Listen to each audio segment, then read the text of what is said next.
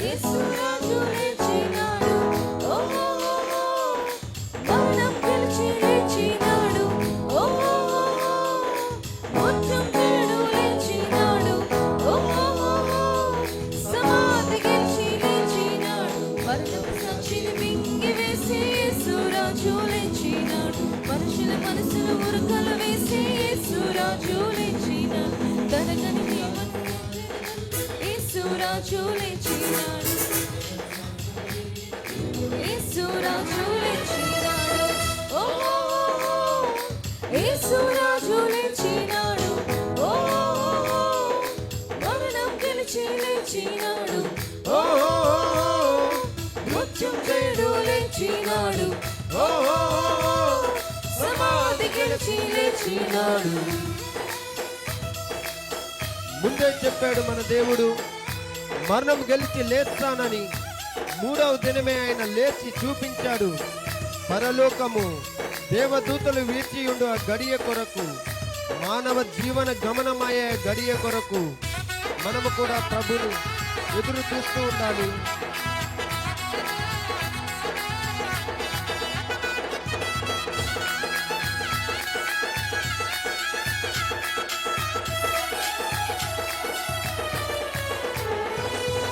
ముందే చెప్పాడు మరణము గెలిచి లేస్తానని, ముందే చెప్పాడు మూడవ దినమే లేస్తానని ముందే చెప్పాడు.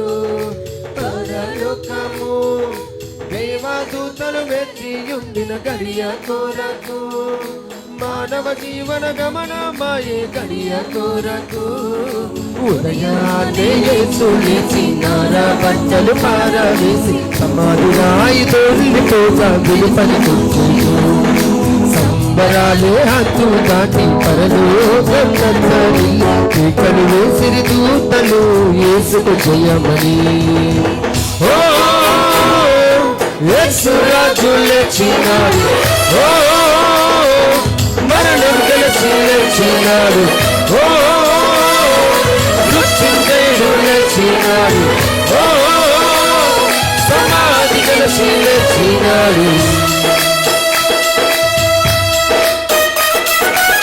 నువ్వు లేస్తావు.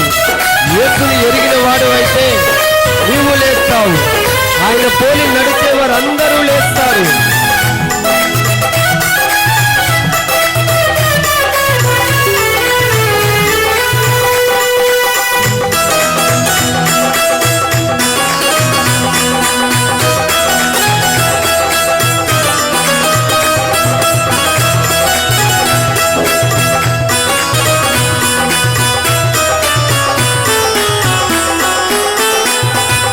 నువ్వు లేస్తావు.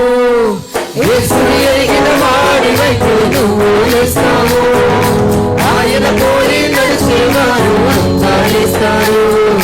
దూతల సైన్యముతో ఆకాశముతో త్వరలో యేసు రానై ఉన్నాడు. తన ప్రజలను తనతో కొనిపోవగా రానై ఉన్నాడు. ప్రభుగాని మేఘాలు రూఢైనడు. ఇది వచ్చుచుండగా ప్రతి నేత్రము చూపును. మహాశబ్దముతో యేసు తన వారిని పిలువగా పాదులన్నీ తెరువబడి మృతులు లేచుదరు. ఓ యేసు రాజు లేచినాడు, ఓ మరణం గెలిచి లేచినాడు, ఓ మృత్యుంజయుడు లేచినాడు, ఓ సమాధి గెలిచి లేచినాడు. మరణపు సాక్షిని మింగివేసి యేసు రాజు లేచినాడు. మనసులు ఉరకలు వేసే యేసు రాజు లేచినాడు. కరగని జీవము దొరకని వారికి యేసు రాజు లేచినాడు. కరగని సాక్ష్యము ఎరిగిన దేవుడు యేసు రాజు లేచినాడు. ఓ యేసు రాజు లేచినాడు, ఓ మరణం గెలిచి లేచినాడు, ఓ మృత్యుంజయుడు లేచినాడు, ఓ సమాధి గెలిచి లేచినాడు.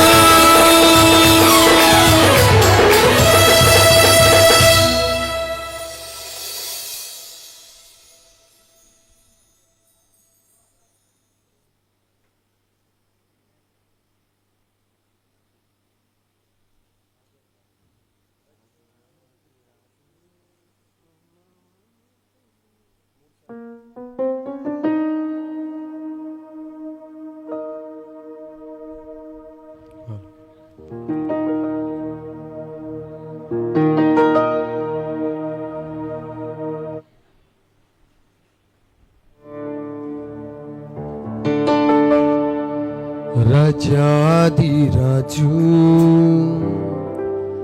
మహిమాన్వితుడై మేఘవాహనుడై వచ్చుచున్నాడు.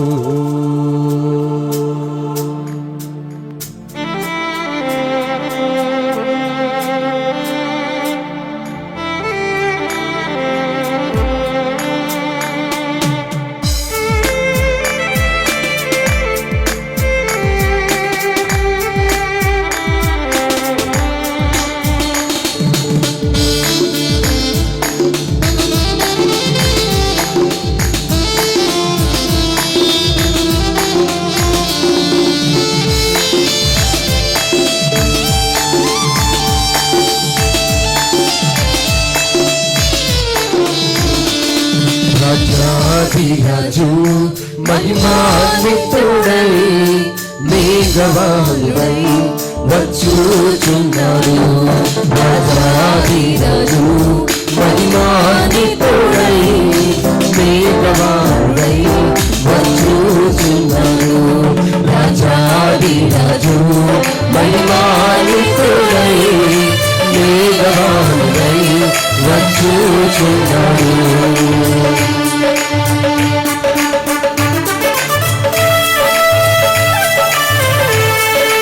అందరం గట్టిగా చప్పట్లు కొట్టు ప్రభుని మహిమపడతాం.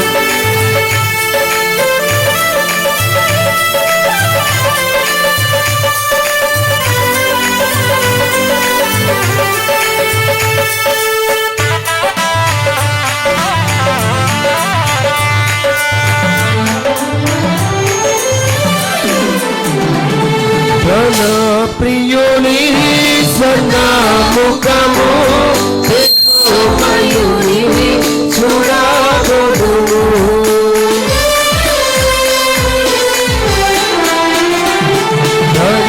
ప్రియుని స్వర్ణముఖము మయూని చూడగొడుము. మయూని చూడగొడుము. రాజాదిరాజు మహిమాన్వితుడై మేఘవాహనుడై వచ్చుచున్నాడు. రాజాదిరాజు మహిమాన్వితుడై మేఘవాహనుడై వచ్చుచున్నాడు.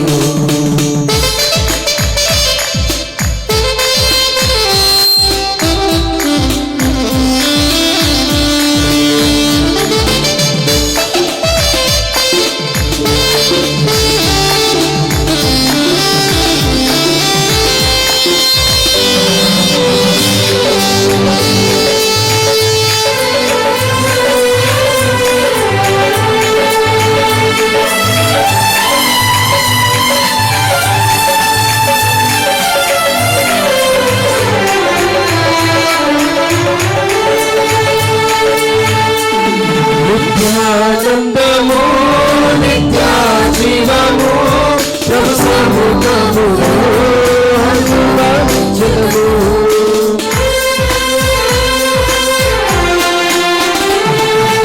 నిత్యానందము నిత్య జీవము ప్రభు సముఖములో అనుభవించుము.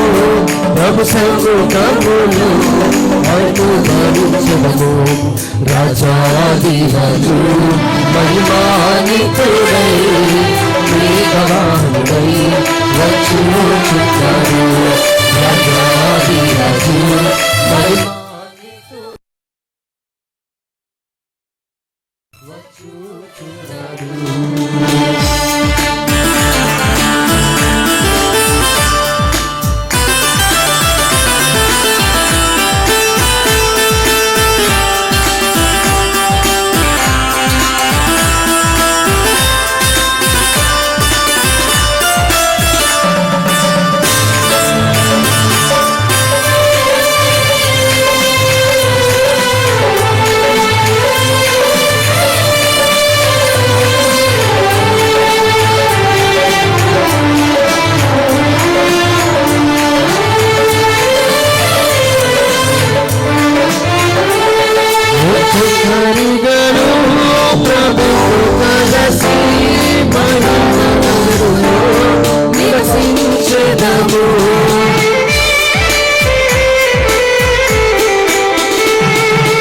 ఒకరికను ప్రభువు మనసి బలిజనములో నివసించెదము మహిమ నగరులో నివసించెదము రాజాది రాజు మహిమానికుడై వేదవానుడై వచ్చుచున్నాడు రాజాది రాజు మహిమానికుడై వేదవానుడై వచ్చుచున్నాడు రాజాది రాజు మహిమానికుడై వేదవానుడై వచ్చుచున్నాడు.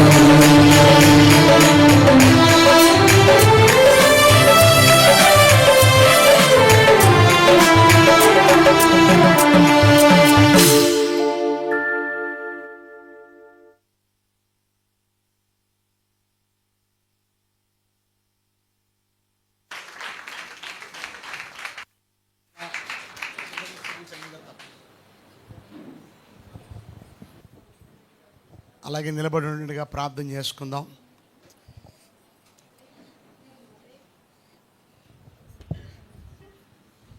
ప్రభువా మీకు స్తోత్రాలు. ఈరోజు ఈస్టర్ సండే, రిజరెక్షన్ సండే, మీరు తిరిగి లేచిన రోజు.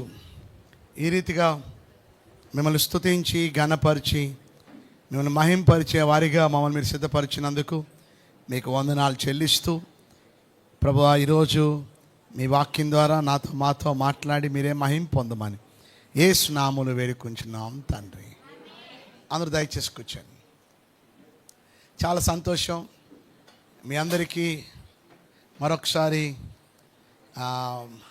Happy resurrection day. అందరికీ వందనాలు.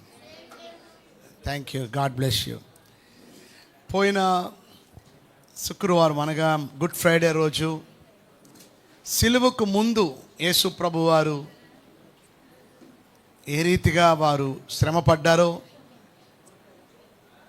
గెత్సెమనే తోట నుండి యేసు ప్రభు వారిని హన్నా దగ్గరికి, అక్కడి నుండి కయప దగ్గరకు, మా ఫ్యాన్లు ఆపండి, అక్కడి నుండి కయప దగ్గర నుండి ఏ రోజు దగ్గరకు, ఫిలాతు దగ్గరకు, ఫిలాతు దగ్గర నుండి ఏ రోజు నుండి మళ్ళా ఫిలాతు దగ్గరికి, ఫిలాతు దగ్గర నుండి యేసు ప్రభు వారిని సిలువలో ఆయన మన కోసం వేలాడి ఉన్నారు.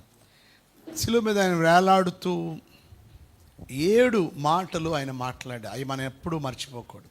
తండ్రి, వీరేమి చేయుచున్నారో వీరు ఎరుగరు గనుక వీరిని క్షమించు. 2, నేడు నీవు నాతో కూడా పరదేశులో ఉండు.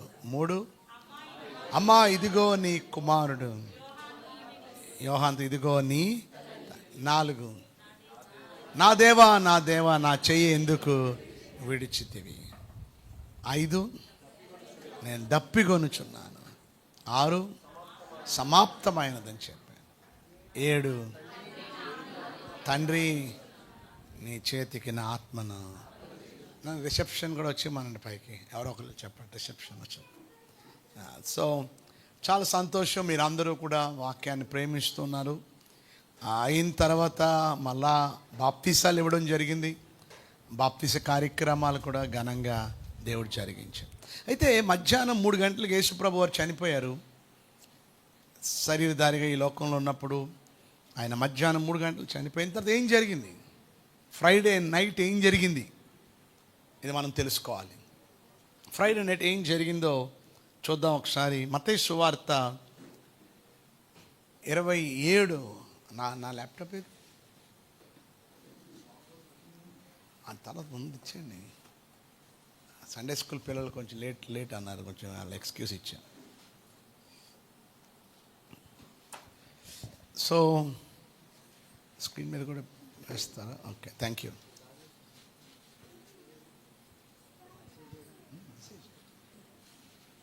సో నేను మధ్యలో బ్రేక్ ఇస్తాను, మళ్ళీ అది అయింది మళ్ళీ చెప్తాను. సో మనం గమనిస్తే the burial Friday evening at 3 PM చూడండి 27 అధ్యాయము మత్తయి సువార్త 57, 58లో మనం గమనిస్తే యేసు శిష్యుడిగానున్న అరిమతయి యోసేపు అను ఒక ధనవంతుడు సాయంకాలమైనప్పుడు వచ్చి, మైక్ ఇవ్వండి వారికి, సాయంకాలమైనప్పుడు వచ్చి పిలాతు నద్దకు వెళ్ళి యేసు దేహమును తనకిమ్మని అడుగగా పిలాతు దాన్ని అతనికి అప్పగింప ఆజ్ఞాపి. ఇక్కడ మీకు ఒక పాయింట్ మీకు అర్థమవుతుంది. ఇక్కడ ఏమండి మీ స్లో, కంగారు పడకండి. యేసు దేహం ఇమ్మని ఎవరు అడగాలండి? శిష్యులు అడగాలి. శిష్యులు అడగాలి, ఎందుకంటే తల్లి ఆడామె ఏం చేయగలదు. సో శిష్యులు అడగవలసింది,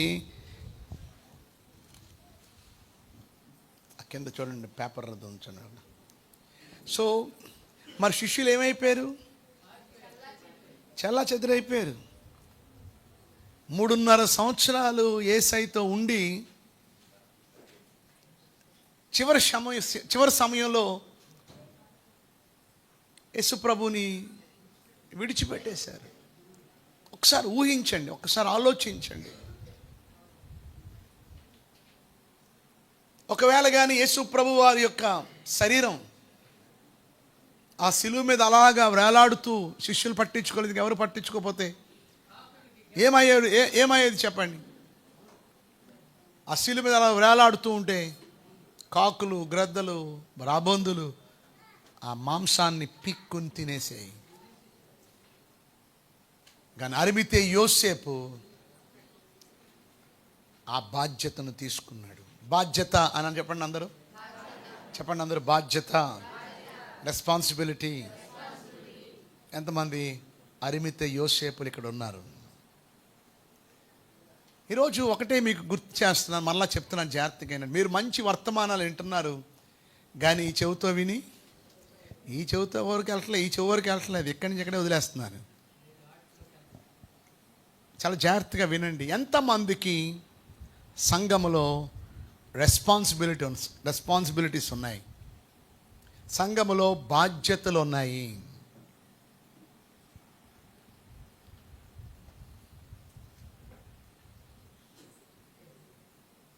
నేను నా బిడ్డలను కూడా అందుకే గద్దిస్తాను. నేను వారిని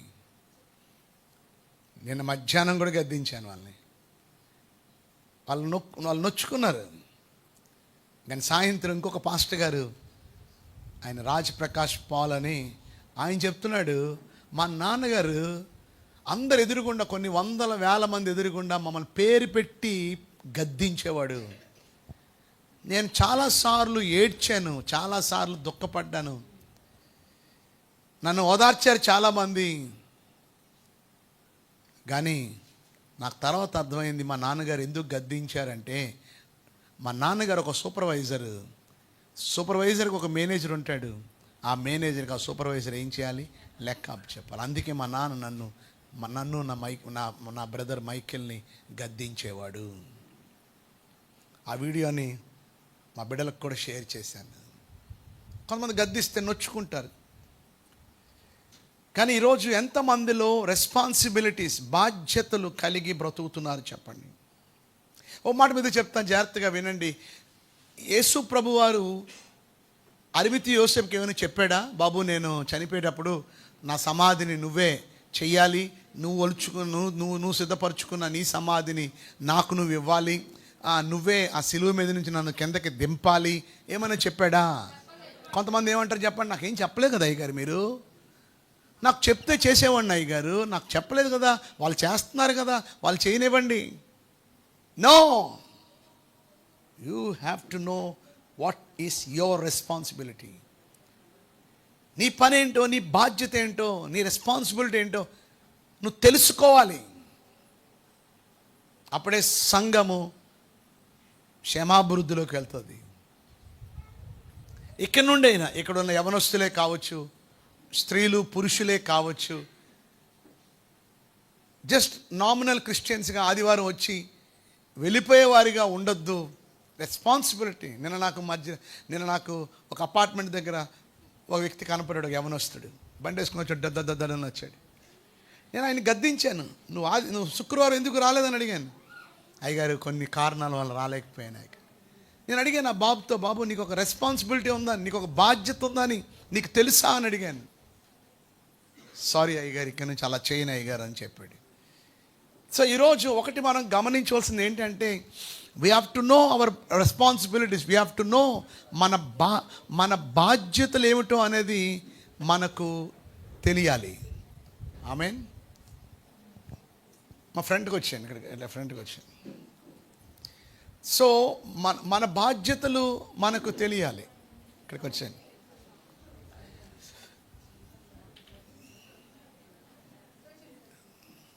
కూర్చోండి. ఓకే, వింటున్నారా మీరు అందరూ? ఇక్కడి నుంచి అయినా మనం ఏం చేద్దాం, మన బాధ్యతలు మనము నిర్వర్తిద్దాము. ఇంకెవరు మాట్లాడకూడదు, ఎవరు అటు ఇటు తిరగకూడదు. జాగ్రత్తగా దేవుని మాటలని మీరు వినాలి. వింటారా మీరు అందరూ? ఓకే. సో దేవుడు నాతో మాట్లాడేది ఏమనంటే,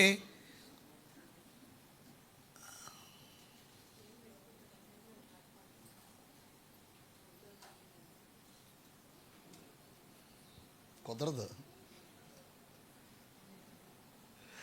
సరే, ఒకసారికి ఎక్స్క్యూజ్, ఇంకోసారి కుదరదు ఇంకా. ఓకే, ఒకసారి వినండి. ఒకసారి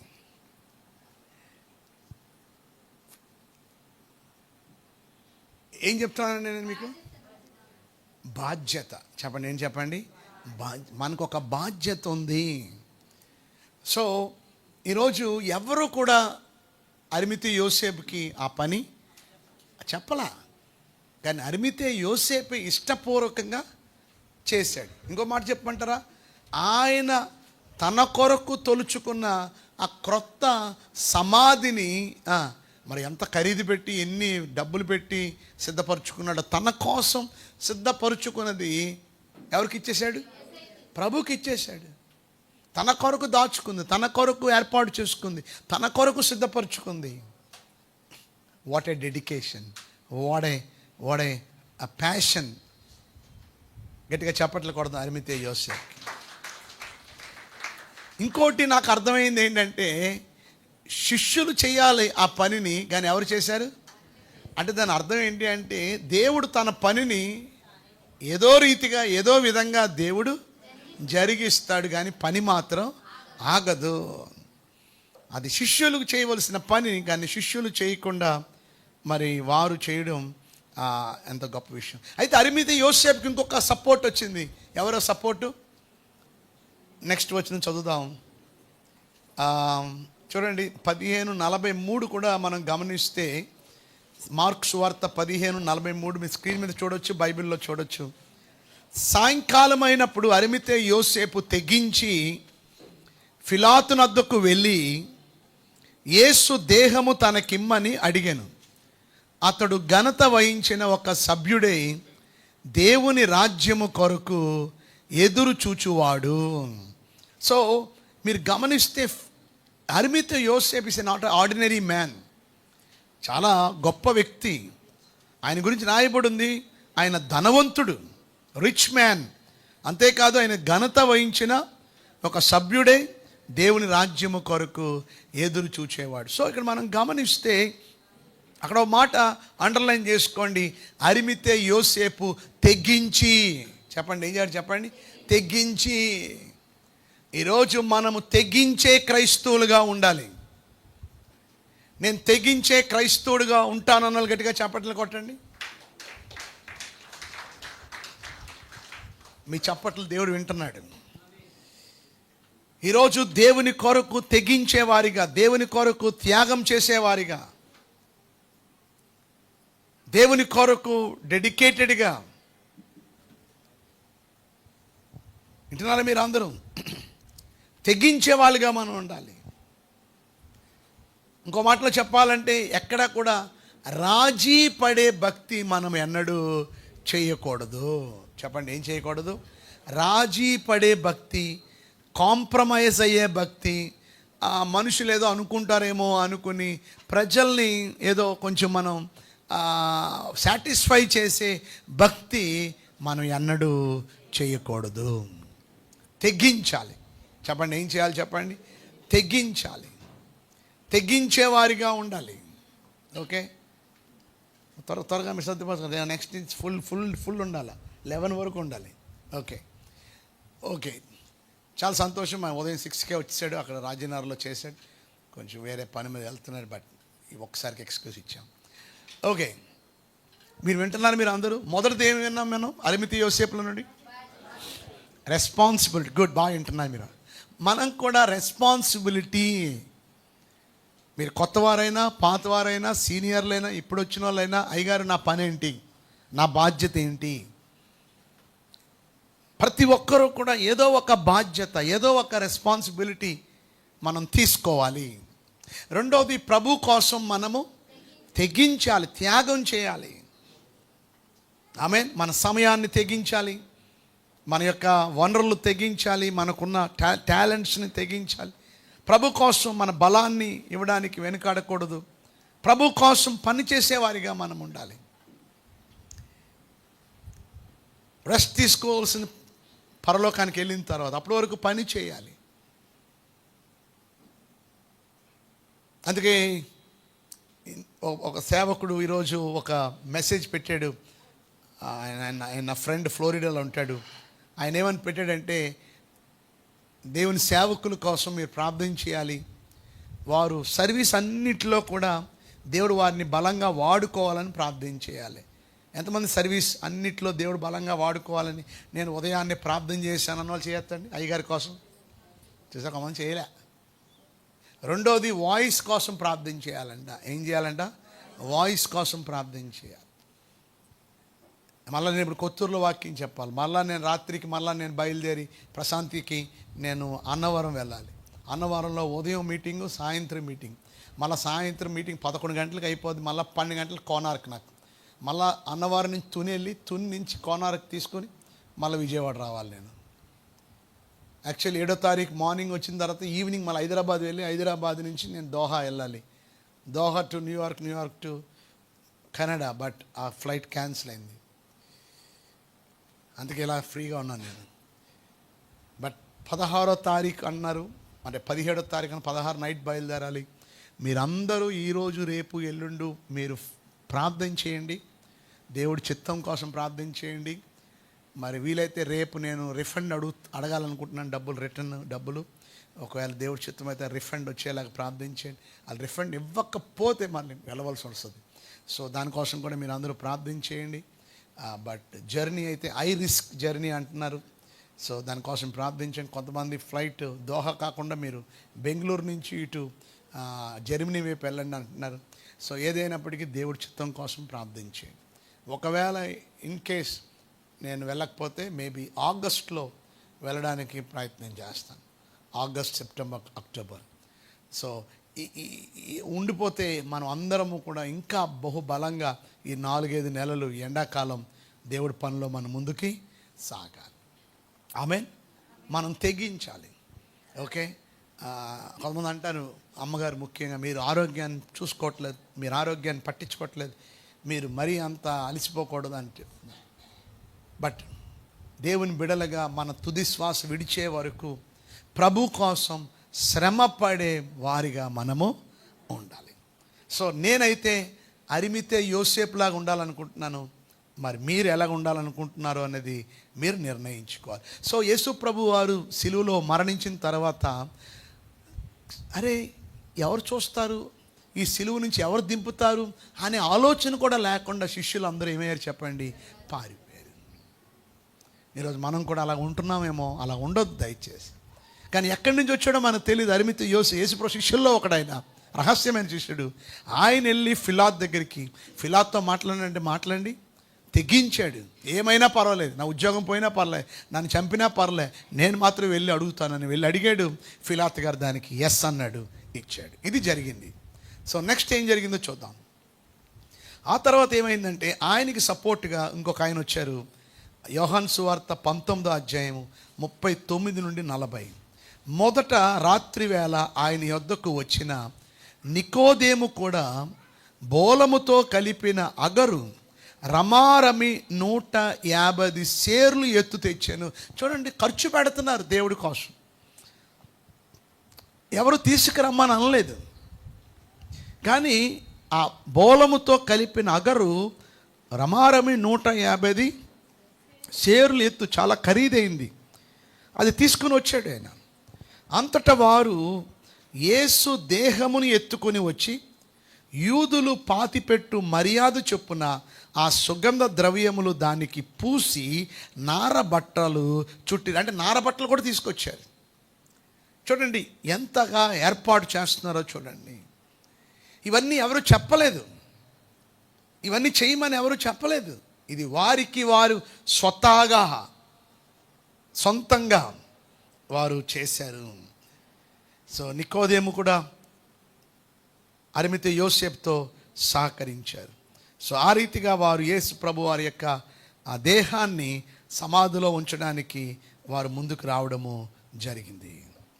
అయితే మనం గమనిస్తే 27 అధ్యాయము 59-60 వచనాల్లో మనం గమనిస్తే, మత్తయి సువార్త 27 అధ్యాయము 59 నుండి 60 చదివితే, యోసేపు ఆ దేహము, యోసేపు అండి, ఏ యోసేపు?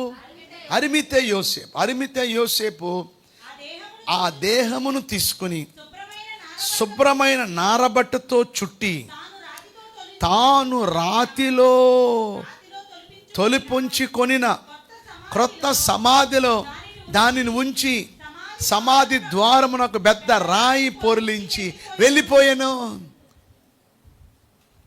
చూసారా, తన కోసం సిద్ధపరుచుకుంది. ఒకసారి రీసెంట్గా ఒక సంఘటన జరిగింది, చెప్తాను. ఒక బైక్, దాన్ని ఏమంటారు, హోండా యాక్టివ్ లాంటి బైక్ 1,50,000 పెట్టి కొనుక్కొని మందిరానికి వచ్చి ప్రార్థన చేయించుకోవడానికి వచ్చాడట. ప్రార్థన చేయించుకోవడానికి వచ్చినప్పుడు పాస్టర్ గారు నూనె రాసి ప్రార్థన చేశారట. నూనె రాసి ప్రార్థన చేయగానే అయ్యగారు ఒక రౌండ్ వేసి వచ్చారు. ఆ తర్వాత ఆయనకి ఎందుకో మనసులో ప్రేరేపణ కలిగిందంట, ఈ బండి నా దగ్గర ఉండడం కన్నా ఈ బండి అయ్యగారి దగ్గర ఉంటే సేవకి ఉపయోగకరంగా ఉంటుంది అని తన కోసం, తన పని కోసం, తన వ్యాపారం కోసం కొనుక్కున్న ఆ బైక్ని, 1,50,000 రూపాయలు ఖరీదైన బైక్ని అయ్యగారి చేతికి తాళం ఇచ్చి, అయ్యగారు ఈ రోజు నుండి ఈ బైక్ మీద. అయ్యగారు, ఏంటి ఏం మాట్లాడుతున్నావు? వచ్చింది నూనె రాసి ప్రార్థన చేయించుకోవడానికి కదా, మరి నాకు ఇస్తున్నావు ఏంటి అని అంటే, లేదండి, ఈ బైక్ నాకన్నా మీకే ఇది చాలా ఉపయోగము. మీకు అర్థమైంది పాయింట్? తన కోసం కొనుక్కున్నది ఎవరికి ఇచ్చాడు? దేవుని మందిరానికి, భక్తులకి ఇచ్చాడు. అలాగే అరిమతె యోసేపు కూడా చేసింది అది. తన కోసం సిద్ధపరచుకున్నది ఏం చేశాడు చెప్పండి? యేసయ్యకి ఇచ్చాడు. గట్టిగా చప్పట్లు కొట్టండి. మీకు అర్థమవుతుందా? మీకు ఆ సమర్పణ రాసుకోండి. 3వ పాయింట్ సమర్పణ. 3వది మీరు పాయింట్స్ రాస్తున్నారా? మీరు చక్కగా నోట్స్ పెట్టాలి, మీరు పాయింట్స్ రాయాలి. మొదటిది రెస్పాన్సిబిలిటీ, బాధ్యత. రెండోది తెగింపు. మూడోది సమర్పణ. ఒకరోజు ఒక పాస్టర్ గారు ఆయన చర్చికి వెళ్ళడానికి ఆయన రెడీ అవుతుంటే ఒక ఆయన అన్నాడట, అయ్యగారు నేనే మిమ్మల్ని తీసుకెళ్తాను చర్చికి అని చెప్పి ఒక కొత్త కారు వేసుకొచ్చాడట. ఆ కారు వేసుకొని వచ్చి ఆ కారులో అయ్యగారిని కూర్చోపెట్టి అన్నాడంట, అయ్యగారు ఇది రిమోట్ కంట్రోల్ కార్, ఇది చూడండి, ఇలా నొక్కితే చూడండి డోర్స్ ఎలా ఓపెన్ అవుతాయో, ఇది చూడండి, ఇలా నొక్కితే చూడండి పైన డూమ్ ఎలా ఓపెన్ అవుద్దాం, ఇదిగోండి దీనికి క్రూజ్ కంట్రోల్ ఉంది, దీనికి ఇలా పెడితే చాలు దాని అంతా అదే స్పీడ్ వెళ్ళిపోతుంటుంది, చూడండి దీని బ్రేక్స్ చూడండి, ఇదిగోండి దీని లెదర్ కవర్స్ చూడండి. పాస్టర్ గారికి అర్థం కావట్లేదు, ఇవన్నీ నాకెందుకు చెప్తాడు, ఇవన్నీ కూడా నన్ను తీసుకెళ్ళడానికి వచ్చిన ఇవన్నీ ఎందుకు నాకు చెప్తాడు అనుకుని ఆలోచిస్తున్నాడు. మొత్తం ఆ కారు గురించి మొత్తం ఎక్స్ప్లెనేషన్ చేసి దిగబెట్టిన తర్వాత అంటట, అయ్యగారు మీరు కోప్పడకండి, నేను ఈ కారు అంతటిని ఎక్స్ప్లెయిన్ చేయడానికి గల కారణం ఏంటంటే ఈ రోజు నుండి ఈ కారు మీది అని కారు తాళం అయ్యగారి చేతిలో పెట్టాడట. ఈరోజు నేను మీతో చెప్పేది ఏంటంటే, మీరు నాలాగా నాకు బైక్ ఇవ్వండి, కారు ఇవ్వండి అంటలే. ఆ సమర్పణ, ఆ డెడికేషన్ అనేది ప్రతి ఒక్కొక్కరిలో కూడా ఉండాలి. దేవుడి కోసం ఏమైనా చేయడానికి, దేవుడి కోసం ఏమైనా మనం పని చేయడానికి మనం ఎలా ఉండాలి చెప్పండి? మనం సిద్ధముగా ఉండాలి. ఆమేన్. ఉంటాము అన్న వాళ్ళు గట్టిగా చేపట్లు కొట్టండి. ఎందుకంటే నాకు ఆ పాయింట్ నాకు నిజంగా నాకు బాగా క్యాచ్ అయింది. తన కోసం సిద్ధపరచు, తన కోసం. మీకు అర్థమైందా? మీకు ఈరోజు అటువంటి సమర్పణ, అటువంటి డెడికేషన్ అనేది మనలో ఉండాలి. ఉందా మనలో? ఉందా అటువంటి డెడికేషన్? ఉందా మనలో అటువంటి సమర్పణ? ఈరోజు అరిమితే యోసేపు మనకు ఒక రోల్ మోడల్గా ఉన్నాడు. అరిమితే యోసేపు గురించి చెప్పాలంటే ఇంకెన్నో చెప్పచ్చు, కానీ నాకు అంత సమయం లేదు. ఆ తర్వాత మనం గమనిస్తే నెక్స్ట్ ఇంకొక రోల్ మోడల్ మనం గమనిస్తే, ఇప్పుడు చూడండి మత్తయి సువార్త 27వ అధ్యాయము 61వ వచనం చూడండి. మత్తయి సువార్త 27:61. మగ్దలేనే మరియయు వేరొక మరియయు అక్కడనే సమాధికి ఎదురుగా కూర్చుండి యుండిరి. అమ్మ ఒకసారి వింటున్నారా మీరు అందరూ? అక్కడ ఇంకొక ఆమె ఉంది, ఆమె పేరు మగ్దలేని మరియా. ఇంకొక ఆమె పేరు రాయలేదు. ఆమె ఎవరు అనుకుంటున్నారు మీరు? కొంతమంది కామెంటేటర్స్ ఏం చెప్పారంటే, భక్తులు బేతనీ మరియా అన్నారు. చెప్పండి, ఎవరు చెప్పండి? బేతనీ మరియా. సో మగ్దలేని మరియా. బైబిల్లో ఎన్ని మంది మరియలు ఉన్నారు? 6 మరియలు. ఒక ఆమె రాసుకోండి పాయింట్లు. తల్లి అయిన మరియా 2, మగ్దలేని మరియా, బేతనీ మరియా 4 మరియమ్మ చెల్లి, వేరొక మరియా అన్నది బైబిల్లో. వేరొక మరియా, ఆమె మరియా చెల్లి 4 ఆమె. 5 మార్కు సువార్త రాసిన మార్కు తల్లి అయిన మరియా, అపోస్తల కార్యాలు చూస్తాం. ఇంకొక మరియా పౌలు గారితో పరిచర్యలో ఉన్న మరి. మీరు ఏ మరియాలాగా ఉండాలనుకుంటున్నారు? నేనైతే 6 మరియల్లాగా ఉండాలనుకుంటున్నాను. ఎందుకంటే 6 డిఫరెంట్ క్యారెక్టర్స్. ఈ సంవత్సరం నేను కోరుకునేది ఏంటంటే, మనం అందరం ఆత్మీయంగా ఎదగాలండి. ఆమేన్. నేను మ్యాక్సిమం నా ప్రయాణాన్ని రద్దు చేసుకోవడానికి ప్రయత్నిస్తున్నాను.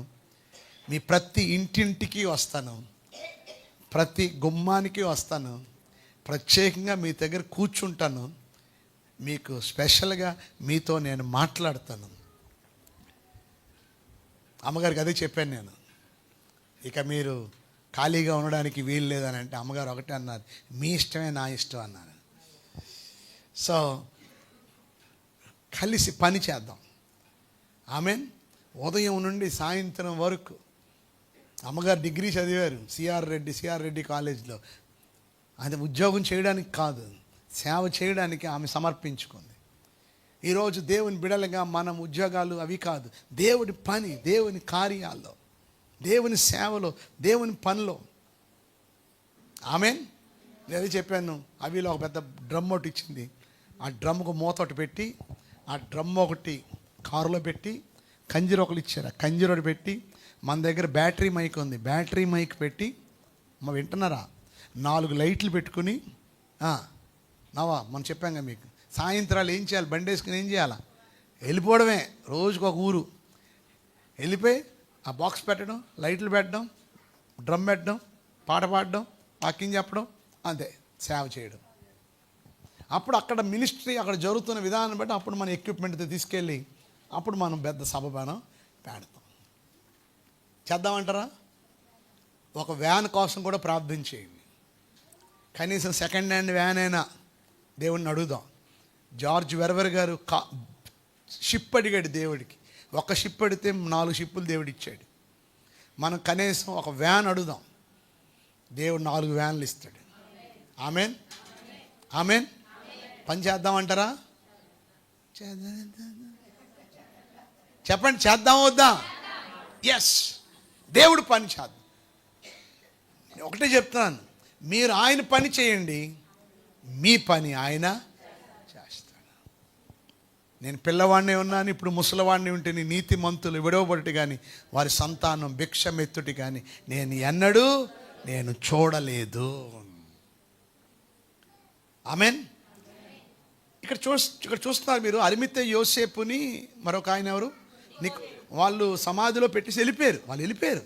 వాళ్ళు వెళ్ళిపోయినా కూడా మగ్దలేని మరియాని వేరొక మరియాను ఏం చేశారట? అక్కడ ఎందుకు కూర్చున్నారు? తీసుకెళ్ళి. అంటే దాని అర్థం ఏంటంటే దేవుడి మీద ఉన్న ప్రేమ వారిని ఏం చేయట్లేదు, ఆయన్ని విడిచి. కొంతమంది చూడండి, ఆరాధన అయిపోకుండా జమ్మని పారిపోతారు. కొంతమంది ఆరాధన అయిపోయినా కూడా అలాగే ఉండిపోతారు, ఆఖరిని వెళ్తారు. ఎందుకు? దేవుని సన్నిధిని విడిచిపెట్టడం కొంతమందికి ఇష్టం ఉండదు. అన్నీ సర్దుకొని అన్నీ తలుపులు వేసారా, లైట్లు ఆపారా, అన్నీ ఓకేనా, అన్నీ చూసుకుని అప్పుడు నిదానంగా వెళ్తారు. ఏమండి, మీరు సోమవారం నుండి శనివారం దొరకట్లేదు, కానీ ఆదివారం కూడా కొద్ది నిమిషాలు దేవుడి సన్నిధిలో గడుపుతూ ఒకరికొకరు పలకరించుకుంటూ ఒకరికొకరు సహవాసం చేసుకుంటూ. అమెరికాలో ఆరాధన 9 గంటల కంటే 8 గంటలకు వచ్చేస్తారు అందరూ. ఆరాధన 11 గంటలు ముగిస్తే 12 గంటల వరకు కూడా చర్చిలోంచి బయటికి వెళ్ళరారు. కలిసి మాట్లాడుకుంటుంటారు, ఫెలోషిప్, కలిసి మాట్లాడుకుంటూ కలిసి చక్కగా కష్టసుఖాలు చెప్పుకుంటూ నవ్వుకుంటూ ఆనందంగా. ఎందుకంటే చర్చ్ అంటే గాడ్స్ ఫ్యామిలీ. కానీ ఎంతమంది ఇది ఫ్యామిలీగా తీసుకుంటున్నారు మీరు చెప్పండి? మీరు మీ చుట్టాలను ఘనంగా ఎంచుకుంటారు, వాళ్ళని ఘనం. అది కాదు చర్చ్ అంటే. వాక్యం ఎక్కడైనా ఉంటుంది, వాక్యం కాదు. చర్చిలో లవ్, ఫ్యామిలీ లవ్, ఐక్యత, ప్రేమ, సంతోషం, సమాధానం. సో మంచి సపోర్టర్ కూడా ఉన్నారు మగ్దలేని మరియకి. ఎవరు? బేతనీ మరియ. ఆమె కూడా మరి చాలా హై భక్తి గల ఆమె. ఎవరు? యేసు ప్రభు వారు ఎప్పుడైనా బేతనీ వస్తే ఆమె ఎక్కడ కూర్చునేది? యేసు పాదాలు. కనుక మంచి సహవాసం చేయండి, ఆత్మీయులతో సహవాసం చేయండి. 2 ఆడవాళ్ళు కూర్చొని ముసలం మాట్లాడుకుంటారు.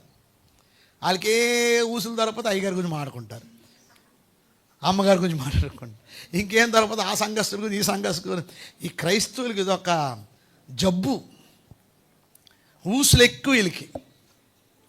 దానివల్ల ఏమైనా ఉపయోగం ఉందా? దానివల్ల ఏమైనా ప్రయోజనం ఉందా? ఏంటి అమ్మగారు కుంటున్నారేంటి? అయ్యగారు కొట్టారేమో, అయ్యగారు సీరియస్ ఎక్కువగా, పాపం అమాయకురాలు, పాపం బయట. ఆయన మనకు ఎందుకులే, వద్దు అనవలసినవి అన్నీ అనేసి మళ్ళీ మనకు ఎందుకులే చెప్పండి. మా లక్ష్మీనగర్లో ఉన్నప్పుడు ఒక ఆమె మా ఇంటి పక్కనే ఉండేది. ఆమె మేము మాట్లాడుకున్న ఊసులన్నీ చర్చి వాళ్ళందరూ వచ్చిన వాళ్ళందరికీ చెప్పేది. అవి మంచివైనా ఏమైనా మొత్తం. ఎందుకో మరి ఆమెకు ఆ సరదా, ఆ తీపితనం ఏమిటో. కనుక కొంతమందికి కొంచెం అలా సరదాలుగా ఉంటాయి. కానీ దేవుని బిడ్డలు అలాంటివి ఉండకూడదు. మనకి ఏదైనా విన్నా ఏం చేయాలి? ఈ చెవుతో విని ఏం చేయాలా? ఈ చెవద్దు, ఇంతవరకు కూడా వెళ్ళకూడదు. ఈ చెవు నుంచి ఇంతవరకు ఎంత వెళ్ళిపోతుంది, చాలా పాస్ అయిపోద్ది. ఈ చెవుతో విని ఈ చెవుతోనే ఏం చేయాలా? వదిలేయాలి. సో మంచి ఫెలోషిప్ ఉండాలని చెప్తున్నాను. చెప్పండి, ఏముండాలా? మంచి ఫెలోషిప్. ఎవరు? మగ్దలేని మరియా, వేరొక మరియా, లేక తల్లి అని మరియా అంటారేంటి? బేతనీ మరియా. కానీ అక్కడ ఇంకొక మాట ఉంది, మగ్దలేని మరియా యోసే తల్లి అయిన యేసు కాదు, యోసే తల్లి అయిన అంటే ఈమె ఎవరు అంటే, ఇంకో మాటలు చెప్పాలంటే అదే కనుక బేతనీ మరియా అయి ఉండొచ్చు, లేకపోతే మరియా ముందు కదా యేసుప్రభు తల్లి మరియా, మరియా చెల్లి పేరు కూడా మరియా, మరియా మరియా చెల్లి పేరు కూడా మరియా. సో ఆమె కూడా అయి ఉండొచ్చు. ఓకే శనివారం ఏం జరిగిందంటే, శుక్రవారం అయిపోయాం కదా, ఇప్పుడు ఏంటి శనివారం ఎవరైనా శిష్యులు ఎత్తుకుపోతారేమో, మరలా వారు ప్రభుని ఎత్తుకుపోయి తిరిగి లేచాడంటారేమో అని ఏం చేశారు చెప్పండి, కావలి వారిని పెట్టి మొత్తం రాతికి ముద్ర వేసి సమాధిని ఏం చేశారంట, భద్రం చేశారు. అంటే శనివారం మొత్తం అంతా కూడా సెక్యూరిటీ పెట్టారు చెప్పండి, సైనికులను పెట్టి మొత్తం అంతా కూడా ఎవరు అక్కడ దగ్గర ఉండకుండా మొత్తం సీల్ వేసారు. సో యేసు ప్రభువుని ఎవరు ఎత్తుకుపోకుండా ఉండడానికి, శిష్యుల మధ్యలో వచ్చి మనం తీసుకెళ్ళిపోకుండా ఉండడానికి వారు ఏం చేశారు చెప్పండి, వారు ఆ రీతిగా వారు దాన్ని భద్రపరిచారు. ఓకే, ఇప్పుడు రిజరెక్షన్ సండే చెప్పండి, ఏంటి చెప్పండి, రిజరెక్షన్. పునరుద్ధానం అంటే ఏంటి చెప్తారు ఎవరైనా? పునరుద్ధానం అంటే ఏంటి?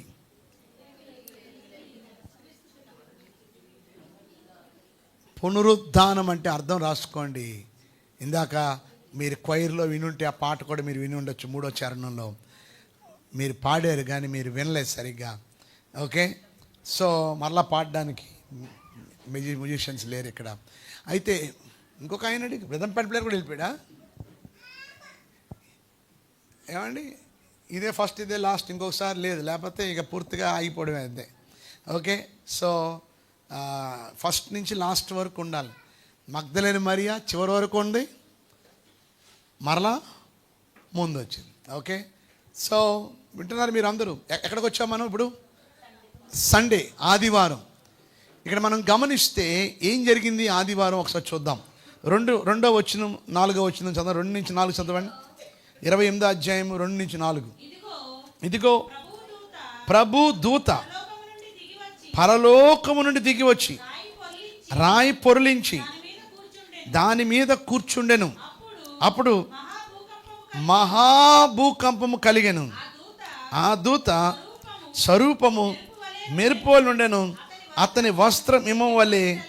మిమ్మల్ని అడుగుతాను ప్రశ్న, అక్కడ ఏం జరిగింది చూడండి. దూత పరలోకము నుండి దిగి రాయి పొర్లించి దాని మీద, ఏ రాయి? యేసు ప్రభు వారు ఏ సమాధులు ఉన్నారో ఆ రాయిని ఏం చేశారట, పొర్లించి. సో ఆ దూత వచ్చి పొర్లించగానే లోపల ఉన్న యేసయ్య ఏం చేశారు, లేచి బయటికి వచ్చారు. ఆ దూత కానీ రాయి పొర్లించకపోతే యేసు ప్రభు వారు ఎక్కడ ఉండేవారు? సమాధిలోనే ఉండేవారు. గట్టిగా చాపట్లు కొట్టండి.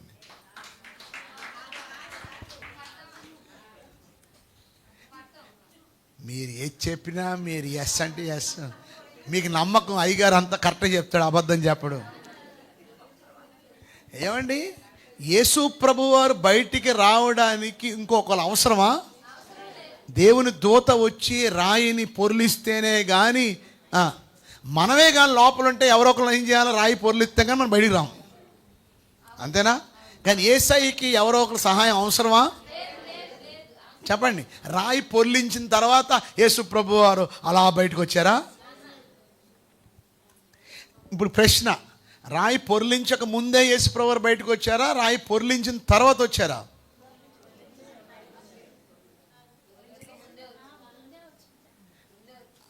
ఈ రాయికి యేసయ్య తిరిగి లేచుటికి ఎటువంటి సంబంధం లేదు. ఆయన ముందే, ఆయన పునరుద్ధానుడై ఆయన బయటికి. మరి బయటకు వస్తే మరి రాయి ఎందుకు పొర్లించాడు దేవుని దూత వచ్చి? ఆయన తిరిగి లేచాడని ప్రూఫ్గా మనకు తెలియడానికి. ఇప్పుడు కొట్టండి గట్టిగా చాలు. అంతేగాని యేసు ప్రభు వారి కోసం కాదు. ఆయనకి రాయి ఆయనకి అడ్డు కాదు. మీరు గమనించి ఇదే రోజు యేసు ప్రభు వారి శిష్యులు అందరూ తలుపులన్నీ వేసుకుంటే యేసు ప్రభు వారు ఏం చేశారు? తలుపు కొట్టాడా? తలుపు తీయండి పేతురు, యోహాను గారు అన్నాడా? తలుపు అలా వేసి ఉంటుండగానే ఆయన ఏం చేశాడు? సో ఆయనకి ఎటువంటి అడ్లు ఆయనకి లేవు. ఓకే, సో మనం గమనిస్తే ఇప్పుడు రాయిని పొర్లించి అక్కడ కూర్చోవడం జరిగింది. అయితే ఏం జరిగిందో చూద్దాం. నెక్స్ట్ మొదటి వచనం చూడండి. విశ్రాంతి దినము గడిచిపోయిన తర్వాత ఆదివారమున తెల్లవారుచుండగా మగ్దలేనే మరియయు వేరొక మరియయు సమాధిని చూడవచ్చిరి.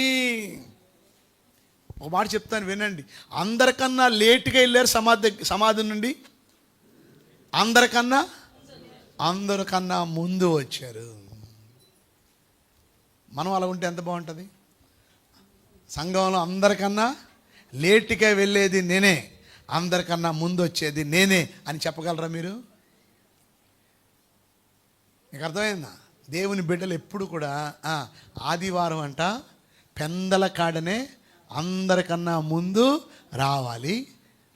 నువ్వు నిజమైన ఆత్మీయుడు అయితే ముందు రావాలి. తర్వాత ఏం చేయాలి? అందరికన్నా లాస్ట్ని వెళ్ళాలి. మన రివర్స్, అందరికన్నా లేట్గా వస్తాం, అందరికన్నా ముందు వెళ్ళిపోతాం. ఎందుకంటే ప్రకాశ్ నగర్లో చేపలు అయిపోతాయి. ఈరోజు మనం ఎప్పుడు కూడా తొందర మనకి ఎప్పుడు అలా ఉండకూడదు. మనం ఎప్పుడు కూడా చెప్పండి.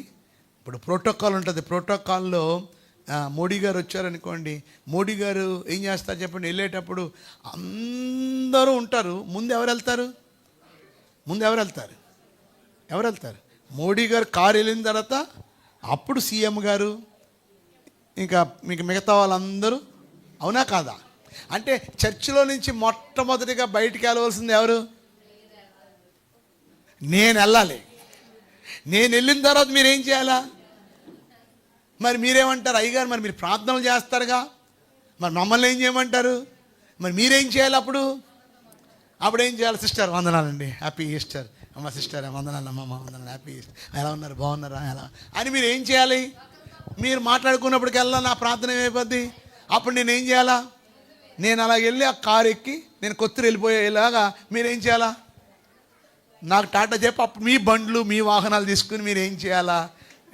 బాగుందా? ఇలా బాగుందా? చేస్తారా ఈరోజు నుంచి? ఎవరు మాట్లాడట్లా? బాగుంది ఇది. మరి నేను వెంటనే కొత్తూరు వెళ్ళాలి కదా. ఇప్పుడు అప్పుడు నేను ఏం చేయాలా?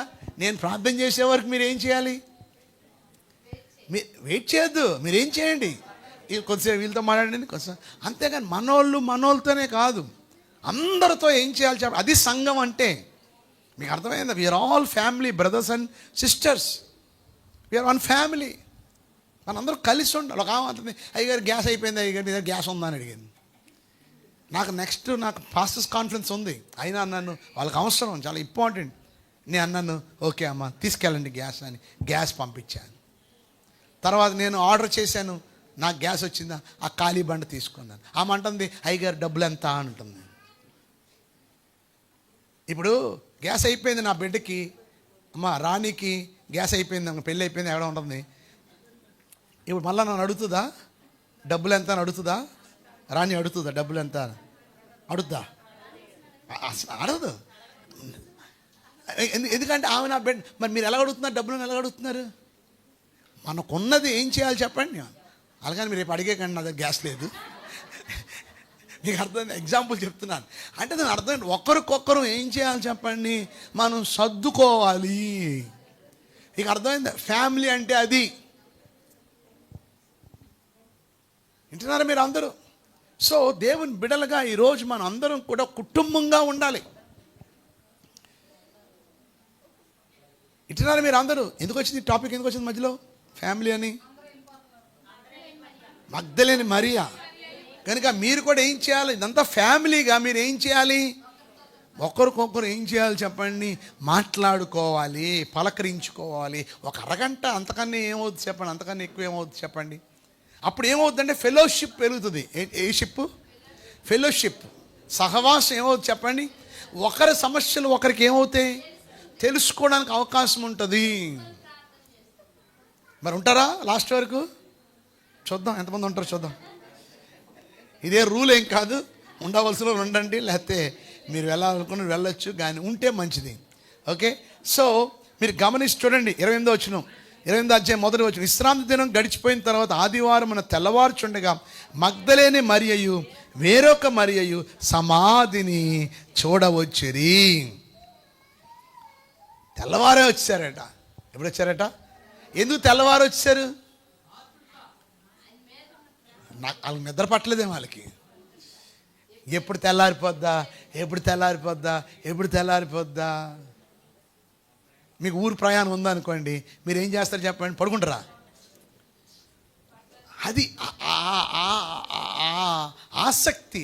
ఆదివారం రాగానే శనివారం నుండే ఎప్పుడు ఆదివారం అవుద్దా, ఎప్పుడు తెల్లారిపోద్దా, ఎప్పుడు రెడీ అయిపోయి ఎప్పుడు వెళ్ళిపోవాలా, నాకు ఆ ఉబలాట, నాలో ఆసక్తి. ఆదివారం రాగానే శనివారం నిద్ర పట్టదండి, ఎప్పుడు ఎప్పుడు ఎప్పుడు అని ఉంటుంది. అన్న వాళ్ళు చేయొద్దండి. ఒకళ్ళు లేరా, ఒకళ్ళిద్దరు ముగ్గురు చేయెత్తారు అంతే. మా నాన్నగారు అలాగ ఉండేవారు, మూర్తయ్య గారు. శనివారమే సాక్సులతో పాటు అన్నీ రెడీ చేసేసుకునేవారు. తెల్లవారుజాము 5 గంటల మొదట ఆరాధనకే రెడీ అయిపోయేవారు. నేను ఏమాత్రం లేట్ చేసినా కూడా నామే కోప్పడి, వాట్ ద టైం, ఇంకా ఏంటి, ఇంకా ఏంటి, ఇంకా ఏంటి, ఇంకా ఏం చేస్తున్నారు? దేవుని సన్నిధికి రావడానికి మనలో అటువంటి ఉబలాట, అలాంటి ఆసక్తి మనము కలిగి ఉండాలి. కూర్చోబెట్టండి బాబుని, కూర్చోబెట్టండి. ఓకే, సో దేవుని బిడ్డలుగా ఈరోజు మనం గమనించవలసింది ఏంటి అంటే, అమ్మ వింటున్నారు మీరు అందరూ? అమ్మా 4వ పాయింట్ ఏంటి? మొదటి పాయింట్ ఏంటండి? రెస్పాన్సిబిలిటీ. 2వ పని తెగింపు. 3వ పాయింట్ సమర్పణ. 4వది సహవాసం.